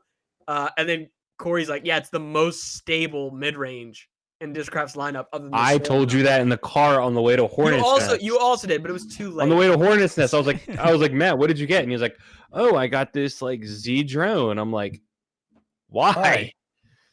Corey only left things in another round. He didn't take it. Yeah, so I did first. I dropped off an Era to Joseph because he was throwing mine last time I saw him like a madman, and he's like, I really like this disc. So I dropped one off with one of my stamps on it that I designed. Also, completely Corey patch. They look like this. So he sent me a picture of it, and he said, thanks, buddy. Can't wait to throw this. So, yeah, that's about it. Okay, I need to talk about something I also picked up from another round. This was big, and it showed at Hornets Nest, and it was this guy right here. The used Hyper King. It pretty much is brand new, but it was a used direct pink Corey's Hyper Raptor. King. Yeah, like Corey's Raptor. Or like the 5 brand new Millennium Scorpiuses with the random that, top like 20 stamp that were $15 for an unthrown Frisbee. What? Who got crazy on a stamp and realized they accidentally stamped a bunch of Millennium? I don't know. But where did we go? All right, so we went to Kilbourne, and it was very, very, very lightly raining at this point. We get to Kilbourne, and it starts pouring as soon as we get to Kilbourne again. Yep. And we're playing with our draft disc, which we have no idea what our discs are going to do. Corey has the sickest disc. Do you want to talk about it, or do you want to keep it secretive? so it's gonna be a lunch break video, so you'll see it fly. But as of right now, it is a Lightning MX1, non-existent anymore. They don't make this anymore. 120 grams, and it's got this cool Ghost Team Infinite stamp on it, which is stock, why you could have gotten a Lightning blank top Pro Style MX1 distance driver for $350. Where? Gotta All right, then I'm looking there. I didn't think that Taylor was gonna let this go because it does have this really sick stamp on it, but he ended up trading me for what is it called? The Ridge. Oh yeah, the Ridge, bro. Oh, the Vibram Ridge. I was a quite Vibram throwing putter. that thing in from everywhere, dog. Yeah, he was throwing 50 footers like it was nothing. And then this thing is the craziest, flippiest. It's actually going in my bag because it's a utility disc. If you are standing under a tree with no like wingspan, this thing you can take like this and flick with your wrist, and it'll flip up and go for like 100 feet. And I was showcasing that everywhere. Yeah, it was pretty wild. It was like Corey just could not stop throwing the thing. It's so fun. Yeah, it was sick. Yeah, so we're playing this. Corey has a sick disc. We all have cool discs. My biggest problem is grip. A, gripping nose down, and B, gripping the disc. For the first like 15 holes, I didn't hit a line. I literally just kept accidentally grip locking it one way or the other and slowly calibrating back in. But I did not tell you guys this. I'm wearing this finish line windbreaker that's a little rain resistant, but it doesn't last more than like 15 minutes. I'm soaking wet and so cold. I was like, I considered going back to the car and just sitting in the car. I was freezing cold. But I took it off and it was better after that. But we had a pretty sick round. Corey, how would you describe the rest of the round there? A blast. What was everybody's favorite? Like, you could only pick one. We obviously know Corey's. If you could only pick one favorite disc draft disc, which was it? I think I've got Tyler knows what he's about to say, bro. I've got two. I'll show you. Yeah, so mine's the Lightning, and then also runner up would be the Mr. Putt, which I never thought I would actually be able to putt with. It is a I'm hooping with that thing. 3D printed. It looks like the lid of like a peanut butter jar. It Yeah. does It's a actually. great description. Yeah. So, what's the guy? Who's the guy that owns NSH? NSH. His name's Jason. Jason. I might be reaching out to you. Look him up.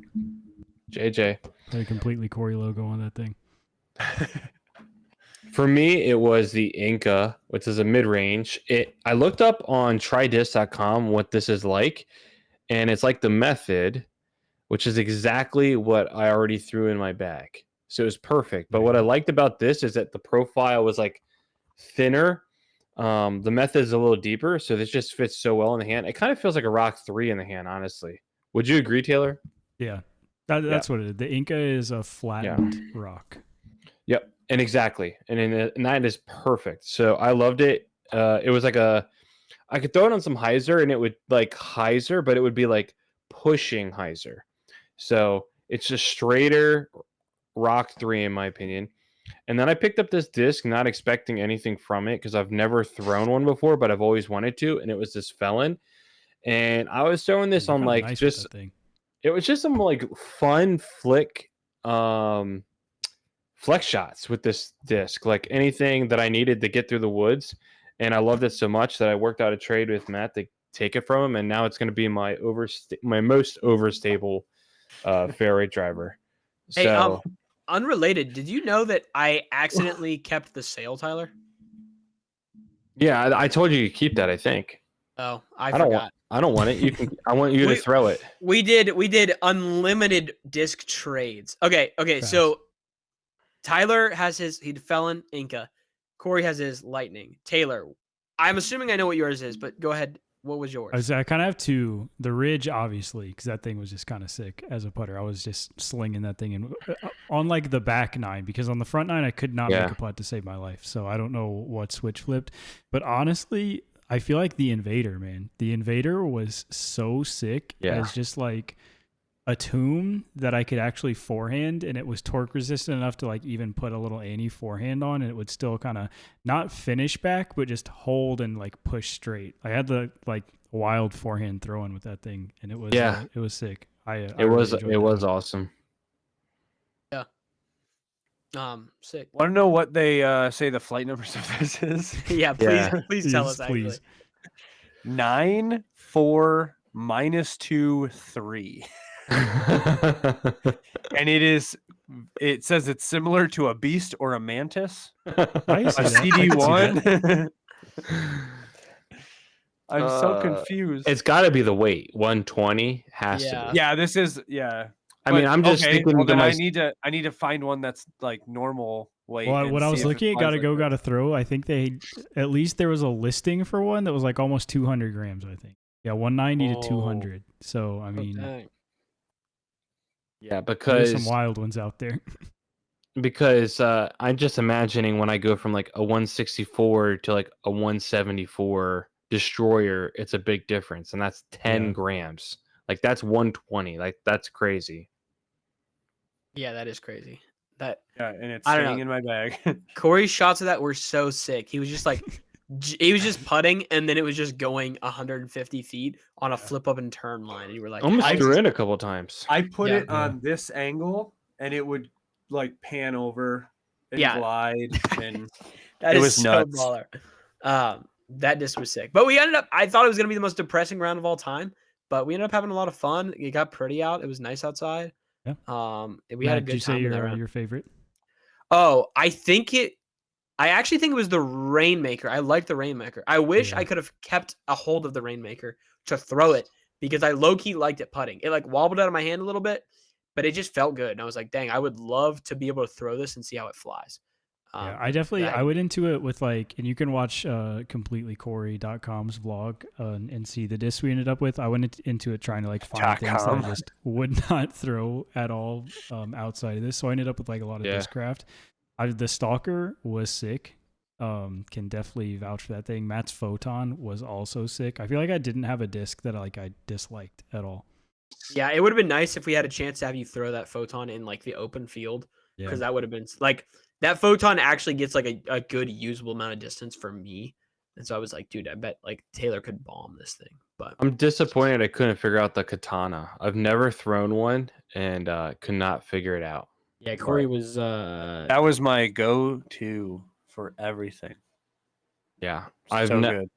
It was at 0 flip up for me. It was very just whatever line I put it on. So it was a nice skip disc. Tell you that much. I skipped it a bunch, but that was about it. okay. So we do this disc draft round, and then we go to Hornet's Nest. Yeah, Hornet's Nest in the evening. Immediately Tyler- right after. Or immediately right after. You're right, Taylor. Walking up to hole 1 at Hornet's Nest, was it harder than you thought it would be, or easier than you thought it would be? I'm gonna That's my say first it. I have a take. I think Hornet's Nest is my favorite course that I've ever played, for sure. Me too. That It place was sick. so fun. So we I played feel best like- shot doubles. Go ahead, Taylor. No, I was say to actually answer your question, I feel like a little bit of both. Where like there were some holes, like especially like the longer pads that they play for the Pro Tour Championships. I was like, how do you even do that? But then there were also some holes where I was like, oh, okay, like you just placement shot or throw it here, and then it's like it's manageable. So it was a little bit of both, like harder and easier. Yeah, let me say this. If you have a course, okay, this is on top of Taylor's rant.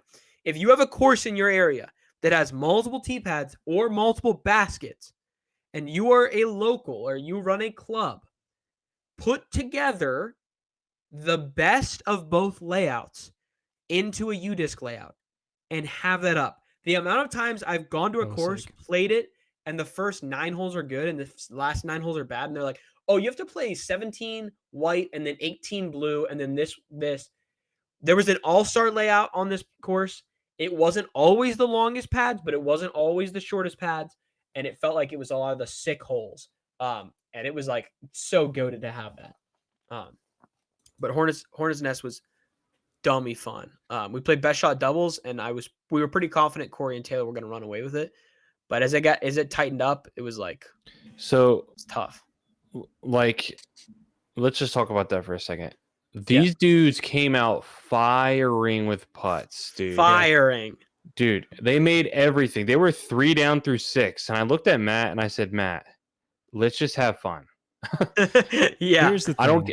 Here's the thing about that round. We got to the back 9, and you know how normally you want to, like, when you go to release a disc, you like this way. I decided off the tee that it would be way more fun if I threw it that way. Yeah, Taylor was getting the yips, right, like throwing it early. Did you guys feel like you were gassed when you got into the back 9? No, I just couldn't get the picture of Tyler without pants in the water. That is true. I was gonna Out of say my you head. just breezed right over that, man. Yeah, I forgot. So we got to hole. What hole is that? 2. It's hole 2. That's hole 2. Okay, so that makes it even worse. So we got to hole 2. It's the island hole. It's got like the straw floor and everything like that. We're playing from the Pro Tour's drop zone, which we didn't realize until after, and we were like watching coverage of it. But I throw a zombie, and I hit the edge, so it's like touching water, but it's like right on the edge. And then what happened, Tyler? I stepped up and I was like, oh, you know what? I don't want to throw one of my like actual disc. I was like, I didn't think about this hole before I stepped on the course. So what's another mid-range I have in the bag? And it was the Archive. And I just bought the Archive the day before. Yeah, the day before. Oh wait, no, you the day bought it at Foundation. before. The day before at Foundation, and it's literally like a brand new Archive that I bought in the youth section. And I was like, I wanted to try this disc, but Taylor wanted to try it as well. So I was thinking about that as well. So I went to throw it, and I was trying to throw it with like a little Anheuser to do like maybe a little flex action to make sure it gets there. Straight hyzer, just straight hyzer, dude. And it went right into the water left of, just faded out left. It was just so bad. And I was like, dude, and all I could think of like was literally like, I feel so bad because I wanted Taylor to throw it because I didn't know if I was really going to like it. Because at that point in time, we had just finished Kilbourne. And in my mind, I was like, I'm taking the Inca, or I'm going to trade for the Inca. So the Archive, I no longer am actually interested in. So Taylor hadn't even a chance to throw it yet. So, anyways, we play hole 2. Corey walks around, finds his disc, and he's like, "Oh, Tyler, it's actually pretty shallow here. See if you can find your disc." So then I'm looking, and I'm like, "Oh, there it is. Sure enough, it's right in the middle of like the corner pond area." So then I'm like, I was like, you know what? I'm taking my socks and shoes off, and I'm gonna go get this thing. So I take my socks and shoes off, and I go to get it.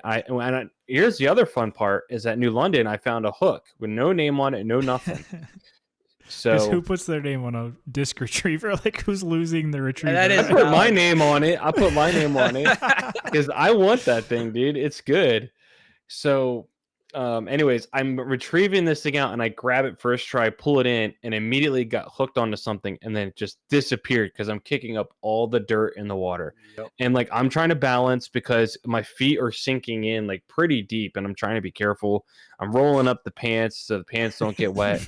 I'm trying to hold on to like We all have The oh, full several sorority photos. girl look of this, like, you can't see his pants and the oversized tee going. Yeah, like, we have several photos of just shirt and nothing else, and Yeah. he's like knee deep in the water.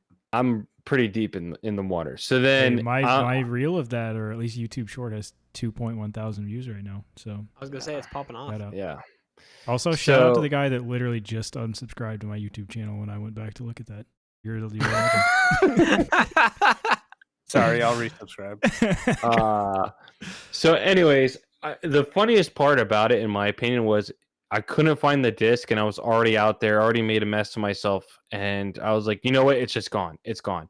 And Corey's like, dude, you're on top of it. And I'm like, no, I'm not. And then finally he was like, turn around. Maybe it's behind you. I turn around, and it's literally right behind me. So I picked it up, and it was an easy wham bam trade with Taylor and I, because Taylor threw the archive, and he was like, I'll trade you the archive because I have a million Incas. And I was like, done. So we did a trade of the archive and the Inca. And I'm not going to lie to you guys. I will admit this right now.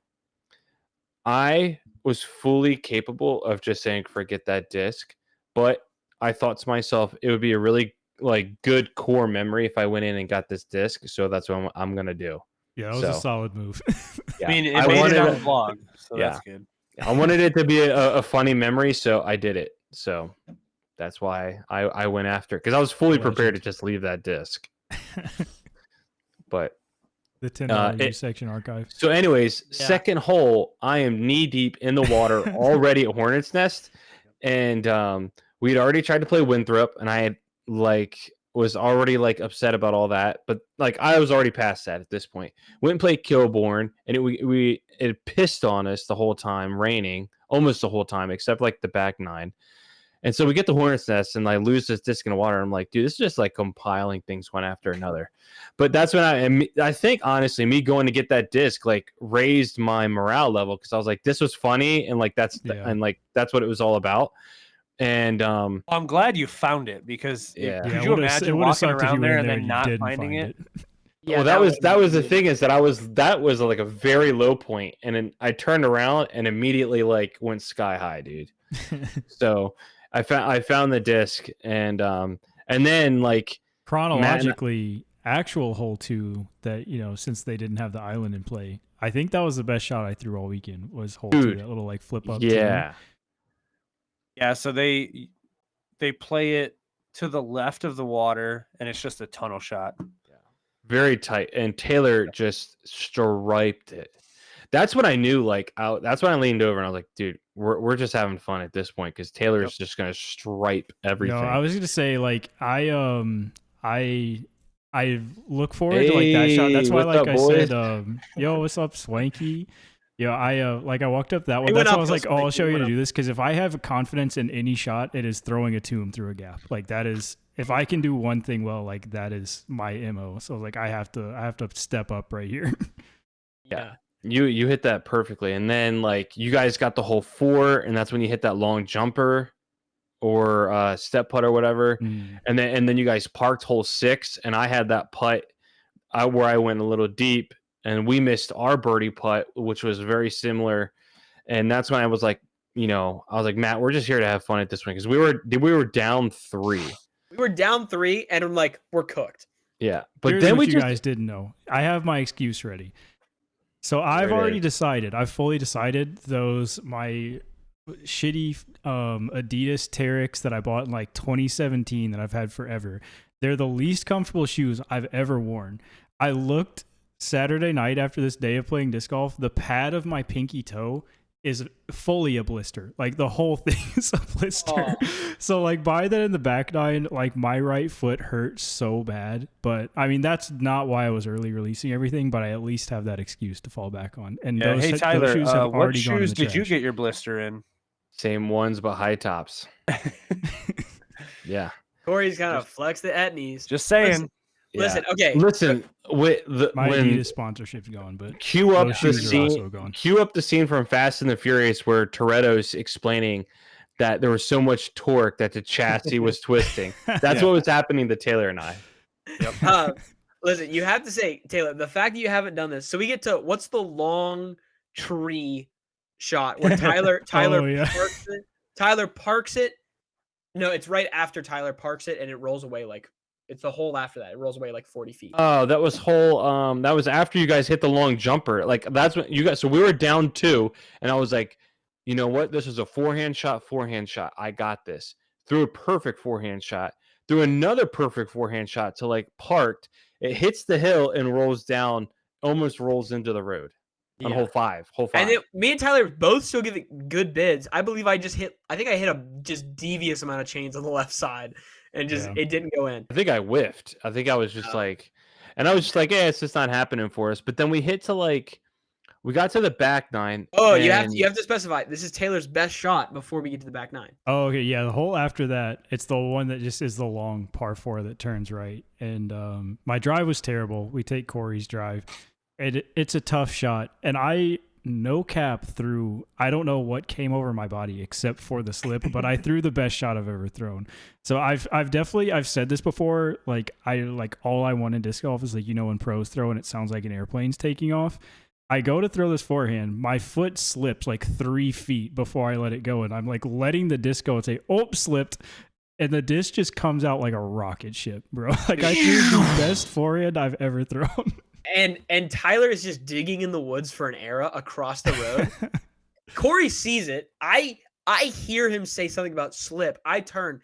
There is a forehand coming so straight, like a rocket past me, and I'm like, "Who just threw that thing?" Like, I think Taylor's like, "I slipped, dude," and that added about 10 miles per hour to that throw. And I'm not kidding. It was a rocket of a throw. But yeah, I really thought Tyler and I were cooked. I'm like, we're gonna have fun. We don't really like to say it's a competition is like a shmee schmaw. It's not really, but for the sake of, we very quickly realized that not getting eaten alive on some of these harder courses, going like we did to best shot quads or best shot doubles just makes it enjoyable and it doesn't like let someone totally get eaten alive. Yeah. And I just assume like Tyler and I, that's it. We're gonna, because it's like nothing happens for like 6 holes. Where the one thing I really wanted was to play well at Hornets, so I could come home and tell my buddies who have played Hornets that I played well there. So when I was actually like locked from the beginning, and so I was telling myself like I'm here to have fun, which I was, but like I was trying to throw like really good shots the whole time, and I ended up playing like out of my mind. Tyler played amazing, Tyler especially. Wow, Scott's finally. Oh, here. we can start. Sorry, Scott's here. Oh, you know what? Run it back. Start over. Start over. Scott, you're gonna have to go back. You gotta go back to the beginning. You can use like the live VOD on YouTube and put that thing on like 6x and just catch up. And we'll see you in about 15 minutes. We'll still be here.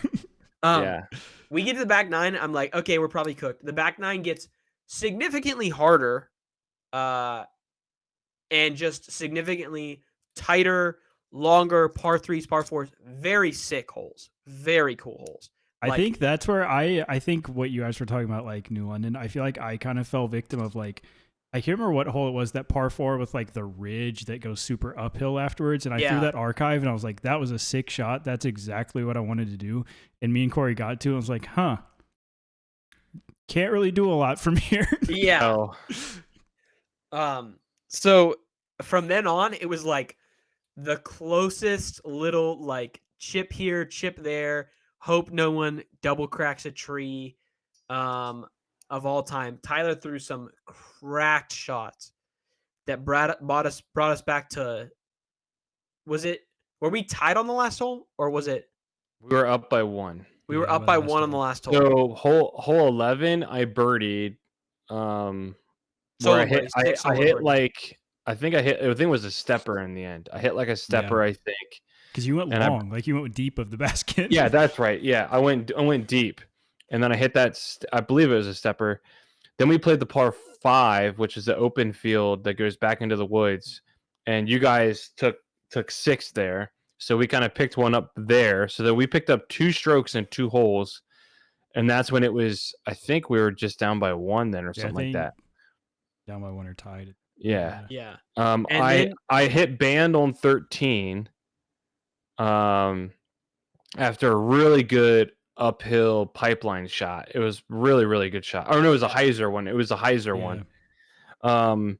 I hit band there, and then the next hole, I almost parked that, and I birdied 14, and that's when I think we were tied at that point in time. Yeah. So like we clawed our way back with a little bit of our skill, a little bit of luck from you guys dropping a shot on 12. Yeah, Um, I said this as we walked into like 16. I said, as a doubles player, I'm really good and really bad to play with, because what I do is I throw the safest, most basic shot that will get you in the fairway. And if you're playing good like Tyler is, then Tyler can go just like crazy. And if you're playing bad, you just feel awful when you've taken 20 of my shots and all we've made is par. yeah, But luckily, Tyler's just going crazy. yeah. And then we get to hole 17. We've got the lead. Me and Tyler both hit first available. Oh my god. I hit left. I think I hit left and Matt hit right. Oh, it And hurt. we were probably like 60 off the tee pad. And that's all we got on a hole that was 492 feet. Yeah. And we got 60. So we got 430 left with like 3 shots essentially to par the hole. And I was like, Matt, just get us somewhere. And Matt get chunk up some distance. And I literally, I was in front of Matt, by the way. And but it was like a forehand reach shot. Matt was on the right, further back though, but we could have a run up backhand shot. And so I said, Matt, we're taking yours. And he was like, are you sure? And I said, positive. We're gonna have a backhand shot here. And so what we needed to do was throw a straight that drifted right and then straightened out. And I took my F3 that I had been tearing it up at New London the day before and just hit it absolutely on the angle. And it That's just flawless. flipped up, started turning, and it was perfect. And we really scrambled our butt off. I think it was like a reach out like putt that we had to make from like circle's edge, and we made that. And that was like a big swinging turning point. We were like, But I threw the second shot and mine went way better than I ever expected it. I got like a full turn out of it, even though I felt like I babied it. Full turn lands. I'm like, dang, like this is a pretty impressive from where I was at, from how dog water that was. And then Tyler just pipes the greatest. Is it an F3 or it was an F2? F3.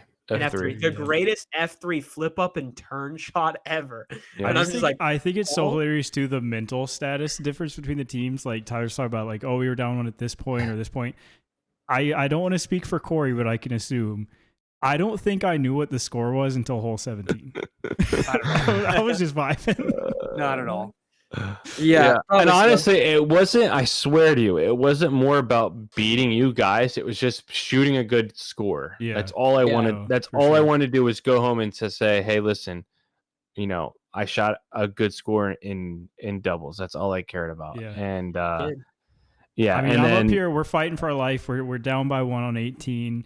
Me and my guy, we know the score at that point. We're nowhere down. We get up in the fairway, and all of a sudden, he's on FaceTime with his wife doing like the gritty in the field. Like, I don't know where our mental was at that point. Disrespectful to the competition, really. You could say. Corey's emoting on him out there. Like, Corey, we're losing, bro. He's emoting. It's starting to rain. It wasn't We're even the gritty. It was there's like a TikTok thing where it's like the What's New Scooby-Doo theme song, and you just like basically run as fast as you can, so it looks like you're just like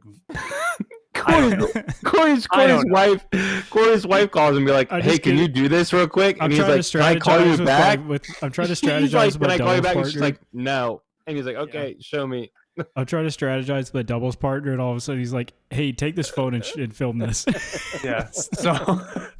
So Haley was having a Cinco de Mayo party with her family. So her brother and her sister somehow decided that they needed to see me do that at that moment. And you delivered. I gotta did, say, yeah. you delivered. Yeah, it was impressive. I'll give you that. Yep. And then my upshot was completely horrendous. So Cinco de Mayo. Yeah, Happens. dude, I accidentally threw a good shot on that hole. And then we finish out. We end up winning by 1, and then it starts to start pouring rain again. Rain again. But anyways, on 18 is not like the 18 like the Pro Tour would finish. So we all decided we go to the tee pad, or the tee pad normally is for the Pro Tour, and throw down the hill for fun, even though there's no basket down there. Yep. So we all absolutely missed left and missed right, not even come close, but we did it, and then we got out of there. Dude, Tyler threw one of my pipelines, and it just flipped up to straight, and I was just like, that thing's gone. Like, he just pushed it so far in the wood line, and then he found it. I was like, heck yeah. But yeah, I was sick. And then to Scott's question, that's where we are now. It's Saturday night. We did not go live on Saturday night. We did not go live. Because we were cooked. We were cooked. We were watching. I don't even remember what. I think we were watching Winthrop coverage to try and track together like how we could. The low point for me, honestly, was Saturday. Was sitting in the car for 35 minutes while Matt was standing in line to getting Chipotle. Dude, all I wanted was some Chipotle. I'm like, bro, I have my food here. It just needs to be heated up, and then I can eat it. I mean, to be fair, you didn't really beat us, or we didn't beat you by that much because Corey had his own incident going on in the Publix checkout line. Yeah. So. Yeah, there was like 2 dudes trying to fight the lady that was making the chicken subs, and it got intense. And I'm just standing there with the other person that's making the subs going, like, I don't know what's going on, but can I get some white American cheese? Yes. It's never good to diss the person that's making your food. Yeah, dumb move. It's a tough move. Terribly dumb move. Yeah. So so Saturday night we're home. We're reminiscing on the day, talking now we're making trades. Are coming out. Yeah, it's trades are coming time. out. Business, exactly. Dude, I still don't know what I do and don't have that belongs to me. A lot of just you know what, you can just have that kind of deal. Yeah. It's like I didn't bring anything that I like cared about that heavily. So I am curious. I want to recap this too at this point, and then I think we're almost done recapping. But has anybody's bag significantly changed since Charlotte, due to either disc trades or just like Charlotte in general? Yes. Well, how does your bag change, Tyler? So I'm actually wanted to do an update on my Instagram today. Didn't have time. So hopefully if the rain holds off tomorrow, I can do it. So I'm bagging the Inca for the method. Yeah, you were throwing that thing well. Yeah, I really like it a lot. It just comes out of the hand so much better than the method.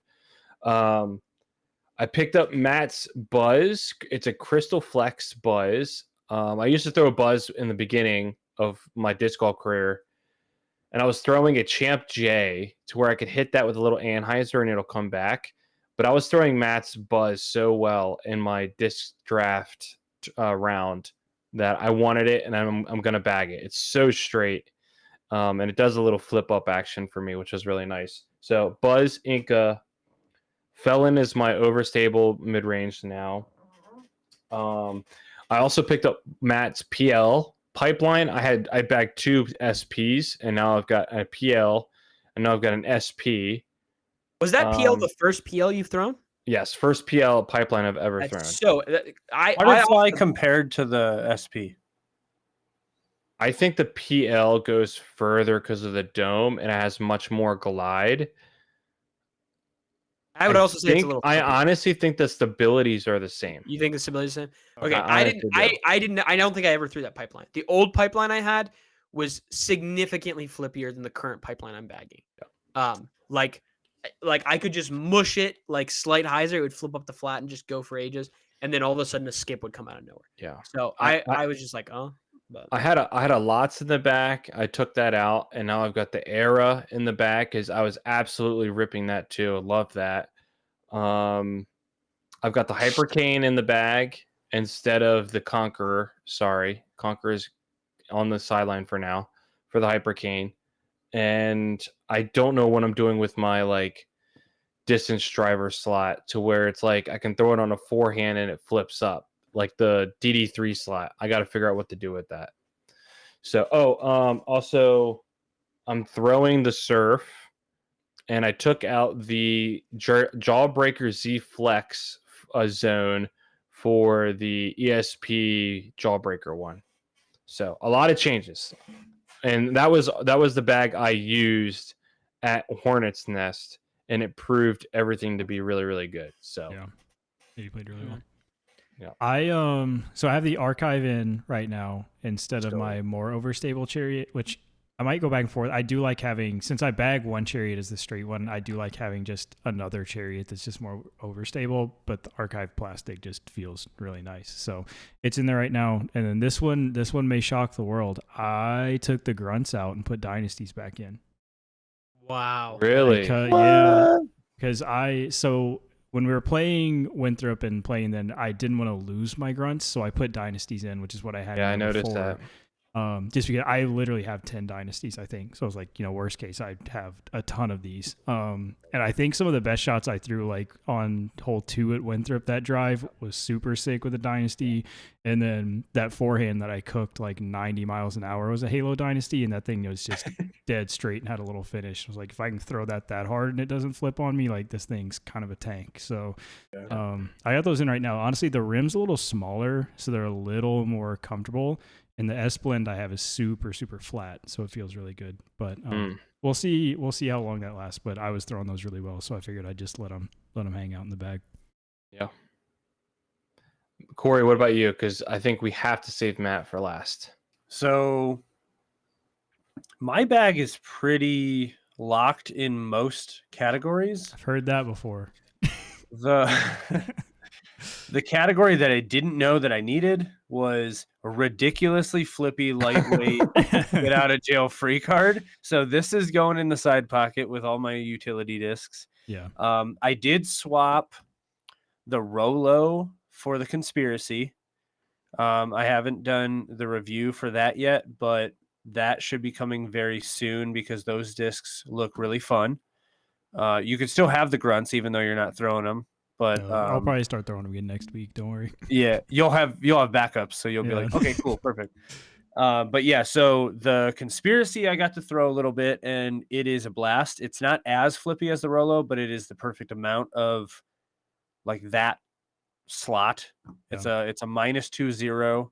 I think the Rolo is like a -4 or something like that. It's ridiculous, but sometimes you don't need that much, so swap that out. So those two are the only ones that are changing in my bag for now. And then I just got a message of something coming soon.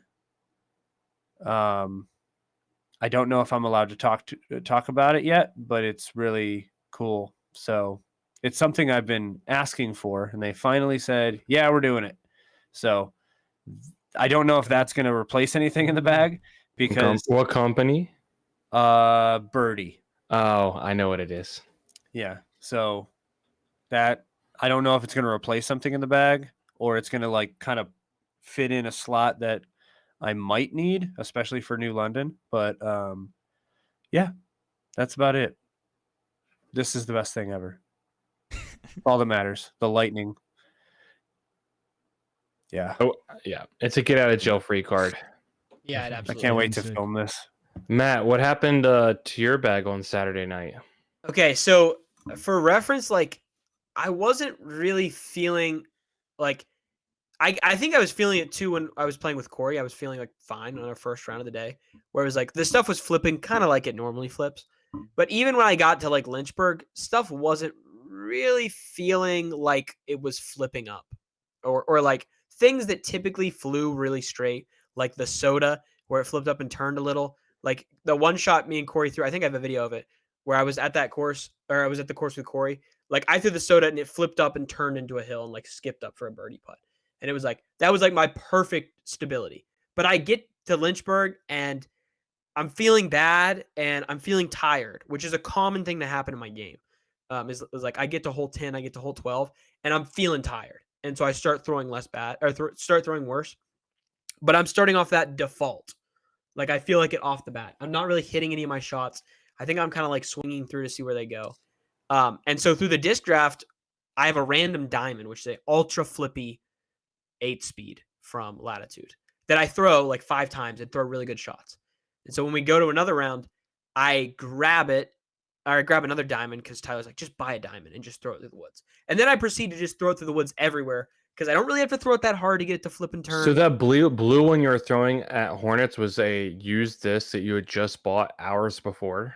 No, it was a brand new one. Oh, okay. Okay, but it was a recycled diamond, which is a little Gotcha. flippier. Probably what a beat up one would have been. You were they're cooking with that thing.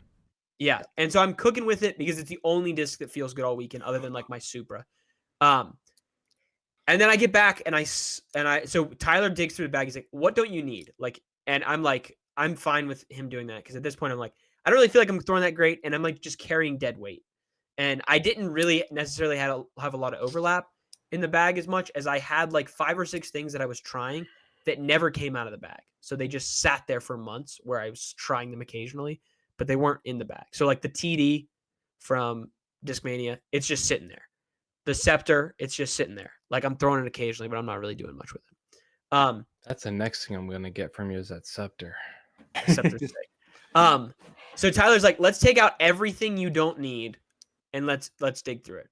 And I'm like, that's fine. I don't feel like I'm throwing that well. The only thing I feel like I'm throwing well is a Super and a diamond. And I throw it all weekend. Then I come home, I sleep a bunch, and I play around a disc golf, stretch out a bunch. Now that I'm rested, it feels like stuff's flipping up a little bit more. But my point being, what the diamond was good for is I realized when I get into those places in the round where I'm starting to get tired and I don't throw as hard, I never had a super flippy 7-speed that became, or 8-speed that then became like, dude, I can like just throw this on hyzer and flip up and turn effortlessly every time. So the last one I had was the Underworld, and I did not trust the Underworld, and I threw it over a lake and lost it, like kind of on purpose because it was just bad for my game. I didn't have a good one. So big change to my bag. Some of that stuff will probably filter its way back in. Like I need a slightly more stable mid-range than a hex because that hex flips up on my backhand now. But The generally, watermelon one?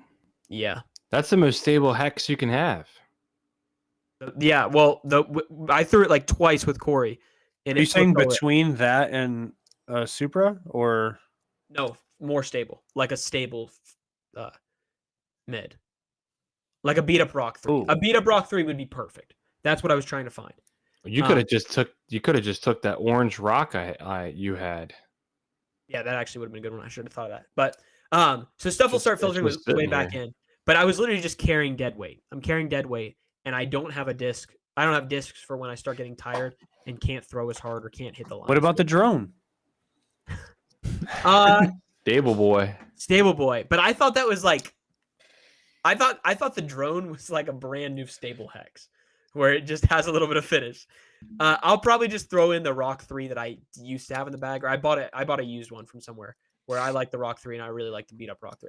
But So it did long save my story bag. short is that we saw Matt throw on Saturday, and I was like, all right, Matt, let's take apart your bag and let's talk about like what would be good for your game moving forward in different shots. So we reconstructed it, and then Matt played pretty well on Sunday.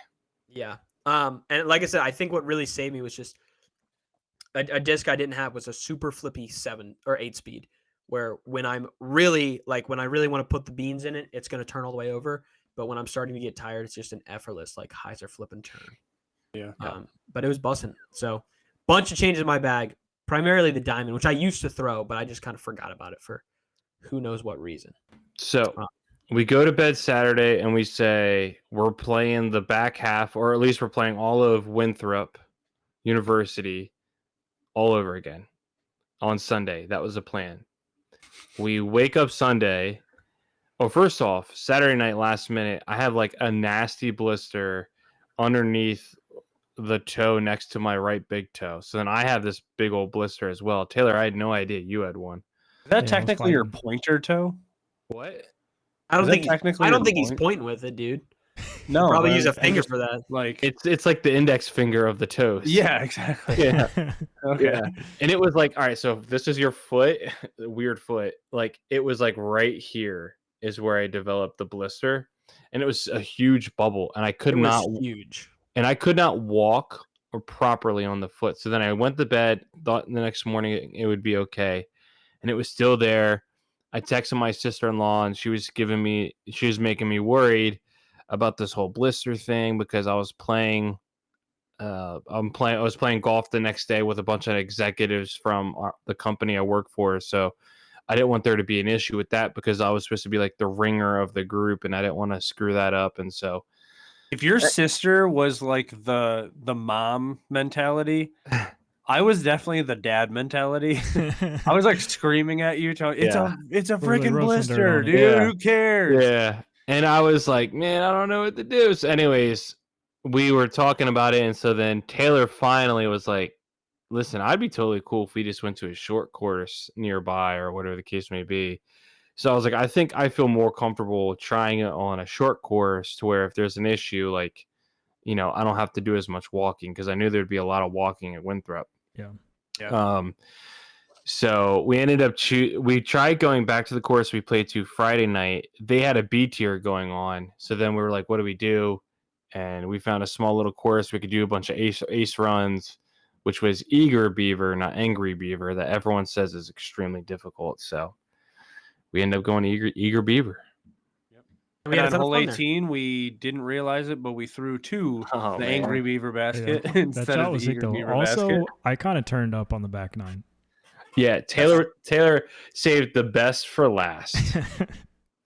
Yeah, just to show you like the turn of events from me playing a Hornet's Nest to me playing the next day, and Taylor playing Hornet's Nest to Taylor playing the next day.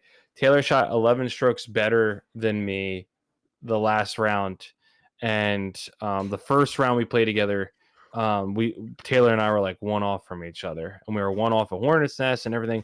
I shot 11 strokes difference from Taylor.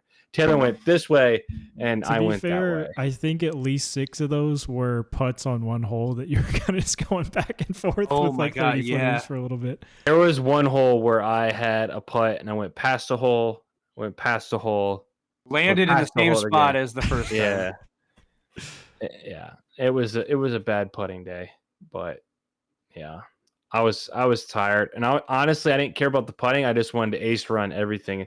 I wanted to get my first ace so bad because I'm still hunting it, and I thought, what better way to do it than with you guys, and just couldn't even come close. We're gonna have to sit down and just grind it one day at some point. Taylor shot 6 under on the back nine. Yeah, Taylor was popping off. Popped off. Even for a short course, it actually had some decent lines. Like It was fun, yeah. we played the long. Birdied 17, which was like 300 something. Yeah, you're correct. I get the numbers confused because we played 18 twice. We played fake 18 and real 18. That's right. Fateen. 18. But no, Yeah. vibes were up, and then we all went home very sadly. That was it. Well, Tyler played the saddest music possible at that time. I was singing it already. Matt so was singing it when we were walking off 18, and I was like, all right, I'll jam it. I listened to that song on repeat for like an hour. That's so sad. Holy crap. I was so focused on like trying to just figure out how to get out of there and get on my way. And then I'm like, I've been listening to this song for like an hour now. I need to fix this. And you guys were making fun of the song that I played twice. Corey, I also heard that song when we drove to and from the Domino's on Friday night. I didn't hear it. I'll say it again. I know I said it earlier. We did not see the sun the entire weekend until we're pulling out to leave, and it's like blue skies and the sun's out. It's like, this is so lame, man. Yeah. But I was thinking about it honestly. Like, obviously we got to do another one. I honestly would rather go back to Charlotte, I think, before a lot of other places. Yeah. I think back to Charlotte and maybe Corey wants us to come to his place Corey so Jets bad. goes on the- No, it's fine. I definitely They'll just die. Charlotte's awesome. I know that there's so many courses around me that would like you guys would be hyped on. In the future, the move is definitely for Corey to come halfway to me, and then me to just carpool the rest of the way down. Yeah. And probably be Well, over also- one more day or two, so we're not dying. Also, I think Taylor could benefit from like flying somewhere and then driving with us. That way he can experience New London if we end up going Yeah. there again. That was Yeah. that was a crying shame, dude. Yeah. But that would have been how many hours for you? Like 11 or I was 12? just gonna look. Let's see, Lynchburg, Virginia. Yeah, 11. Ugh. Yeah. So Not that would have been awful, nuts. but you know, You could fly into Roanoke. I think that's a bigger airport around there. yeah. Yeah. We said Roanoke or Pittsburgh because Corey essentially comes through Pittsburgh when he would be coming to my house. Yep. Yeah. Definitely got to run it back. But yeah, there was so many. I feel like we played and saw a couple different courses, and there were just unlimited more courses to play and see. Yeah, definitely. And We it's didn't like, even play half of the ones that I brought up that we should have Yeah. played. So yeah. Yeah, I But- can't believe like everyone asked me like, "Hey, how was Scrapyard? Hey, how was Reedy Creek?" And I'm like, "We didn't get there." And they're like, "How did you not get there?" And I'm like, "Bro, what was the weather like here?" And they're like, "It was rainy and crappy." I'm like, "That's exactly what we had where Same. we were." Dude, Dude, I'll we be were- honest. I don't even think we would have survived even if it wasn't rain. Like now, I'm looking at the course schedule. Dude, if we had played Hornets Nest in the morning, we would have needed some time before the courses in the afternoon. Yeah, thank goodness we like held Hornets Nest to like good weather. Yeah. So Absolutely. we at least got like a good experience, yeah. you know, at a big course. And So- then on the way home, I did stop at Hazy Shades, which is in. Oh my god, I swallowed something. It's in Dayton. It is the shop that is somehow affiliated with Pipan Discs. They're the only distributor of them, but they're not technically the owner. I don't know. It's complicated, but I stopped there. Do you guys ever purchase a disc thinking it's going to replace one in your bag just because, like, I don't know, color or something, and then you do it, and then you look at the disc that got replaced, and you're like, "No, buddy, you got to stay in the bag." That's kind of so. Now I have just another disc on the shelf, which is fun times. Yeah. Yeah. I do that a lot. Yeah, definitely. Yeah. All That's right. how it goes. Favorite shot, least favorite shot. What was it? I'm gonna I say already my know mine least off rip, favorite actually. shot is the one where my red era skipped into the water. Mainly because I just didn't want to lose that. Favorite shot would be I threw a really good first shot out of the car at New London, hole one. Yeah. And I had maybe like a 30-foot putt that I hit the cage. Yeah. I was so mad when you did that. Yeah. Yeah. But I would say that one. Yeah. That was literally like the first shot I'd ever seen Corey throw. And I was like, well, Corey's really freaking good. Yeah, he's like, well, we're good. My favorite, I already said, was that little flip up Deeblen tomb on hole That 2 was at Hornets sick. Nest, just because, again, like if I'm gonna be good at any shot, I feel like that's kind of the shot I'm good at. You my yoked least the very favorite- first one out of the car on Friday night too. I shanked one into the woods on my first one out of the car on Friday. Well, it was Tennessee twos, and That's one second of them. My one. player 2 was good. My player 2 was a Okay, good too. Yeah, that's the one I remember. Hold on. I lied. The look on both Tyler and Taylor's faces when I missed a putt at Eager Beaver and I just took a zone and threw it at like 800 miles an hour. I was and gonna hit bring the that up. It chained out. That's the signature completely Corey, man. This the Yeah, that really is. The look on their face just made my day. Dude, let me just announce to the world if they don't realize this. Corey can throw in with a forehand shot from anywhere and be more accurate than a putter shot from that distance. Yeah. Doesn't matter how far it is. it's hitting basket. It's hitting metal, guaranteed. Dude, he hit the chains at least 4 times on forehand shots this weekend. It could have been for fun, just walking up. Could have been for real. But holy smokes, dude! They're just easier. Can throw in a forehand from anywhere. It's ridiculous. You could have had like a couple throw-ins with the forehand, and like just none of them stick. My favorite was probably that shot on 17 at Hornets Nest with the F3. That was probably my favorite. The least favorite, obviously, same shot Corey had, which was hole 7, Winthrop lost that DD3 right in the water. Yeah. My least favorite, real quick, I'm gonna sneak it in there.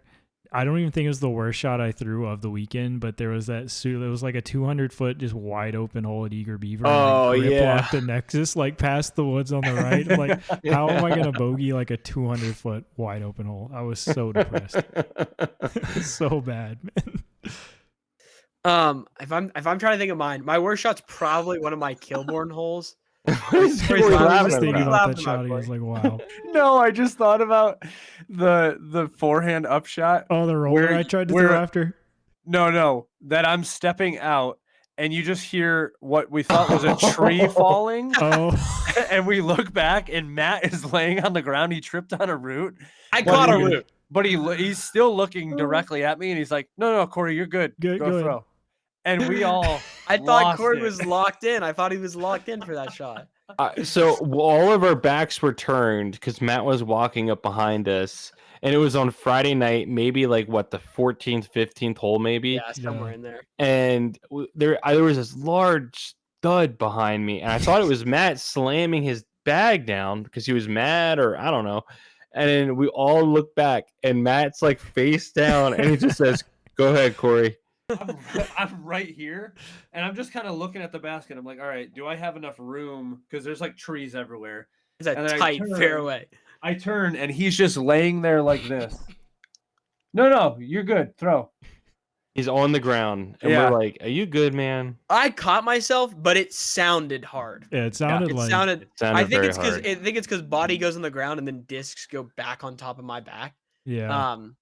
My least favorite shot was probably one of the Kilborn holes where I just could not keep a hold of a wet disc. I can't throw discs when they're wet. Yeah. And then my most favorite, I think I really liked hole 15 or I could, I guess, also say 18 at Hornets Nest. 18, I was trying to throw a chip shot into the, like, just in the front. So we just had a straight lane and just accidentally just got the right amount of turn. Yeah, laced that thing. Just was like sitting almost in the fairway. And I was like, huh? So that was totally accidental. Are you talking about, wait, what was that hole you said? Hole 18, the last hole. Okay, I was gonna say even 17, the second shot was like a really good shot where you did what I did, but a little shorter. Yeah. And then if it let me have like the freedom to just throw it as hard as I could, and not worry about the angle too. That was a good one for you. The other one, what I was thinking about for you was shoot, I'm blanking now, so I couldn't even tell you. Oh, hole 2 at Hornets Nest. You hit the gap right down the middle, didn't you? No. Oh, I hit the gap right down the middle with a Luna. I parked it with my second shot with a Luna. Oh, it was the second shot. My first shot, I don't even remember what. I think I threw a Supra and it drifted. And we had a putt, but yeah. Yeah. Anyways, but yeah. Mm-hmm. Those are probably my least favorite, my most favorite. So yeah, that's all of them. Yeah. It was a good weekend. We had a lot of fun, even though it got rained out. Like I said, I think in the future, in my head, like a day or two more where we can stretch out those long courses and then chunk in a bunch of these like short Charlotte. I think I could have played unlimited holes of like Kilborn style golf. Yeah. Where I was just like, if it wasn't wet and raining, I think that just made a huge difference. I definitely did. But it was just like, I was like, oh, I'm just in the woods having fun. These are cool fairways. These are like different enough. But vibes were definitely up. So, Corey, what was your favorite course? Yeah, Corey, what was your favorite course, man? I think we all, other than us, said Hornets Nest. I think Corey's is New London. Well, I wasn't even going to count that because it's not Charlotte. From what we played, yeah, probably Hornets Nest. Hornets Nest was just so good. That I was a think lot it'd be of sad fun. to play any of those courses again though. Like all of those Yeah. courses were Yeah. super good. Yeah, I I do was want gonna- to. I do want to play Hornets Nest when it's dry. Yeah. I also want to play Winthrop and actually finish it. Yeah, for sure. definitely. know. That would be nice. I think we got to play that like after they have the tournament. So you got to go down there in like September. Yeah. I was thinking that too. And honestly, I was thinking about it on the drive home. Like I feel like there's only like 2 or 3 holes that I'm like sad we didn't play. Like there's a good bit of filler holes too that went through it, but I definitely would like to go back and play them all. I think for me, it goes Hornets Nest, the course we played Friday night, and then New London, if I'm Yeah, throwing those. So the course we played Friday night, that was a lot of fun. Yeah, that was such a fun. Like, And the last like 3 holes we couldn't even see. yeah, we just accidentally banked a super fun little course. Yeah, to they were play. just cool little holes. I mean, I just like the design of all the courses we played down in Charlotte. Like that's the Definitely. biggest thing. Like you can tell that like somebody took time to design these courses. Yeah. So up here, it's just like, hey, we want to put a disc golf course in this park. Let's just throw it together. Same here sometimes, where it's like So they'll just stick ones out to stick ones So out. you guys got to come up to me. Okay, man. We got Okay, a man. lot of good courses. I already offered Corey. I said, dude, I'm a grifter until August 19th, brother. You tell me when you want to do something. He said, okay, man. But unfortunately, this was like my last hoorah until my son gets here, and then I don't know what happens after that. yeah. I'm a little nervous. Okay. get up Anything there. else? Anything else, fellas? Yeah. Tyler's being chilling. Anything Yeah. else from the weekend we want to mention that we missed? Pizza. Nita. We ate a lot of pizza. I don't know if you guys realize, but I did end up like the night we got pizza, I finished a whole pizza to myself. I don't know if I Well, it did or should not be. either, but I ate a I bunch. had a too. good at least 8 slices. I think I had it. I think I had at least 6. I was just And it proved to myself that I definitely can do this video. yeah. Bro. So I would fly to Detroit for that. That Do would you be think we so could- I fun. mean- No, you know what we should do? Okay, so there's a course that is 2 hours from Taylor, and it's 2 hours from the location that I worked in Georgia. When we meet there, there's a course. We're gonna buy some pizza and do that video. I was so gonna you have, say you have to eat a in- slice of pizza before every hole. Yep, in on Detroit, the isn't it the T-pad. Little Caesars Arena? Don't they like? Aren't Yeah. they the name sponsor of the Red Wings? I feel like we could get a Little Caesar sponsor for this video. Bro. Yeah. 20 I don't know. $20 sponsorship is all they need to Yeah, do, that's bro. all We you need more need. pieces.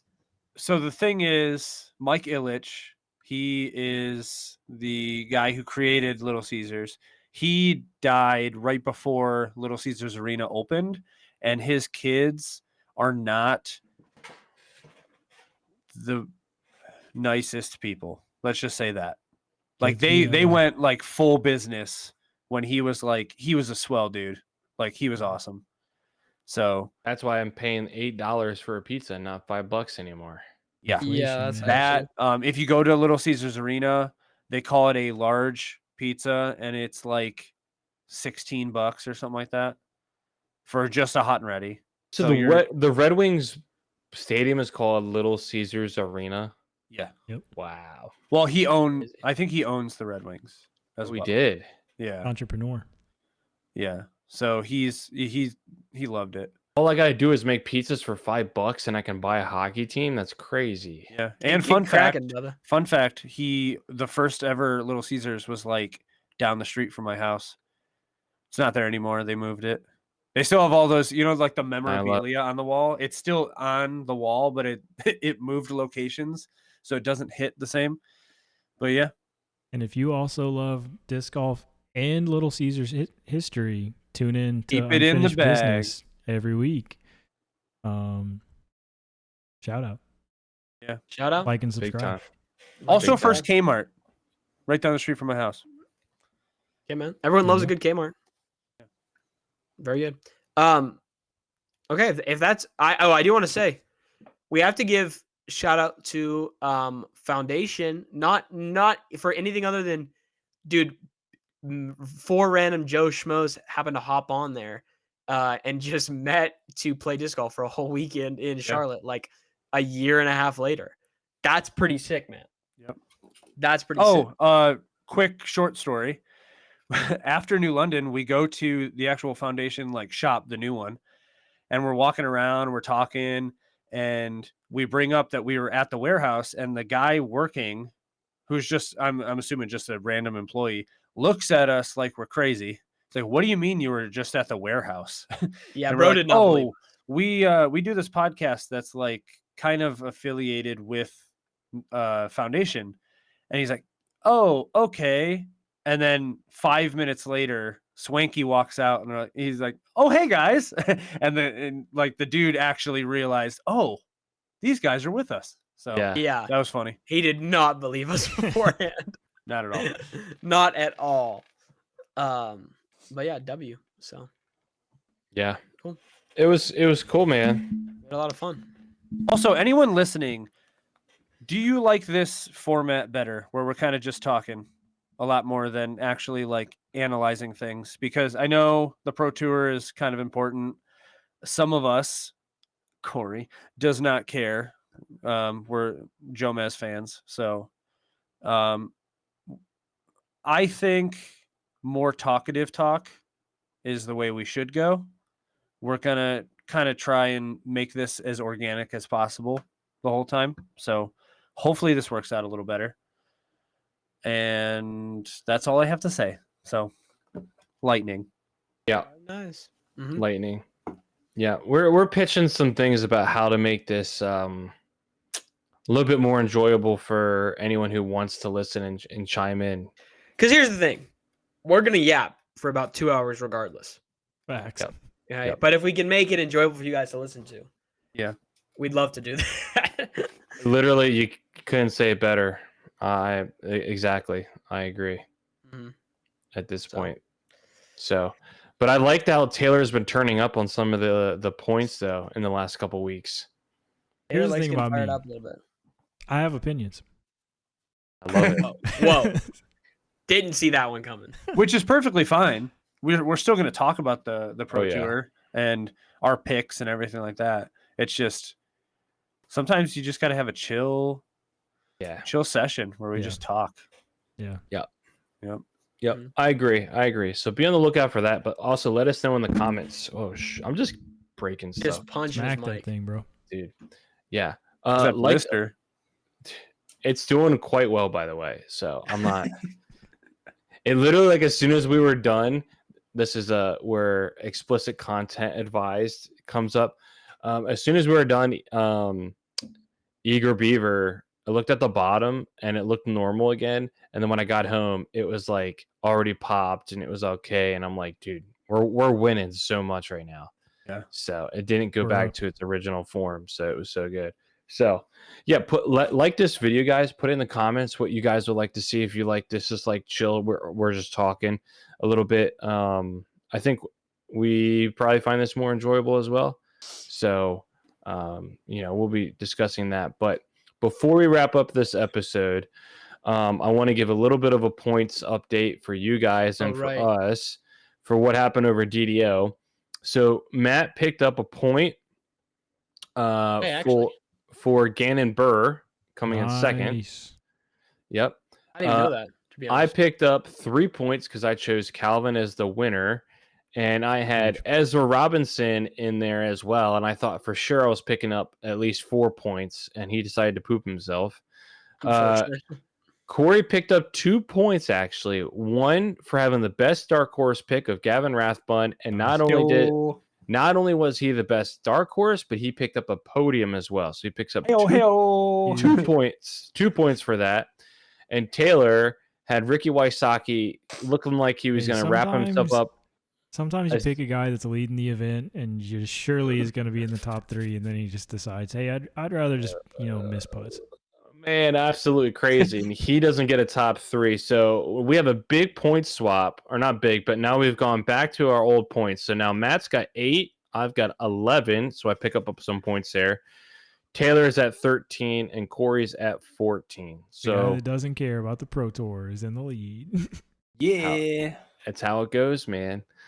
So that's where our points wise, we've got nothing but the Copenhagen Open coming up this weekend, which Paul Ulibarri, Greg Barsby, and there's a couple other Americans that are playing in it this weekend. It'll be the first ever Elite Series European event ever.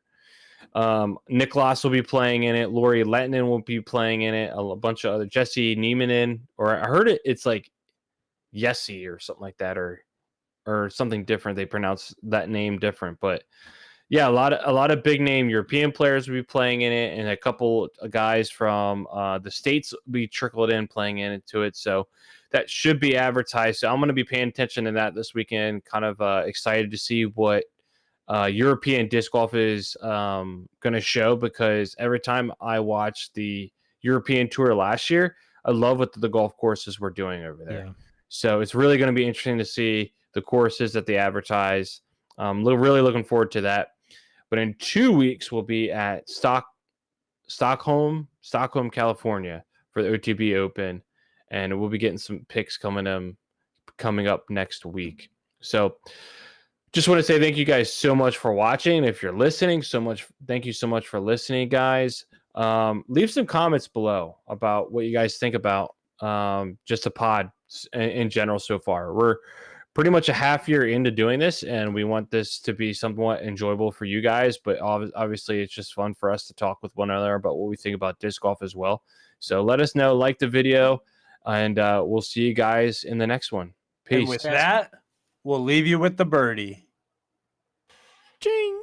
Dun dun dun dun dun dun.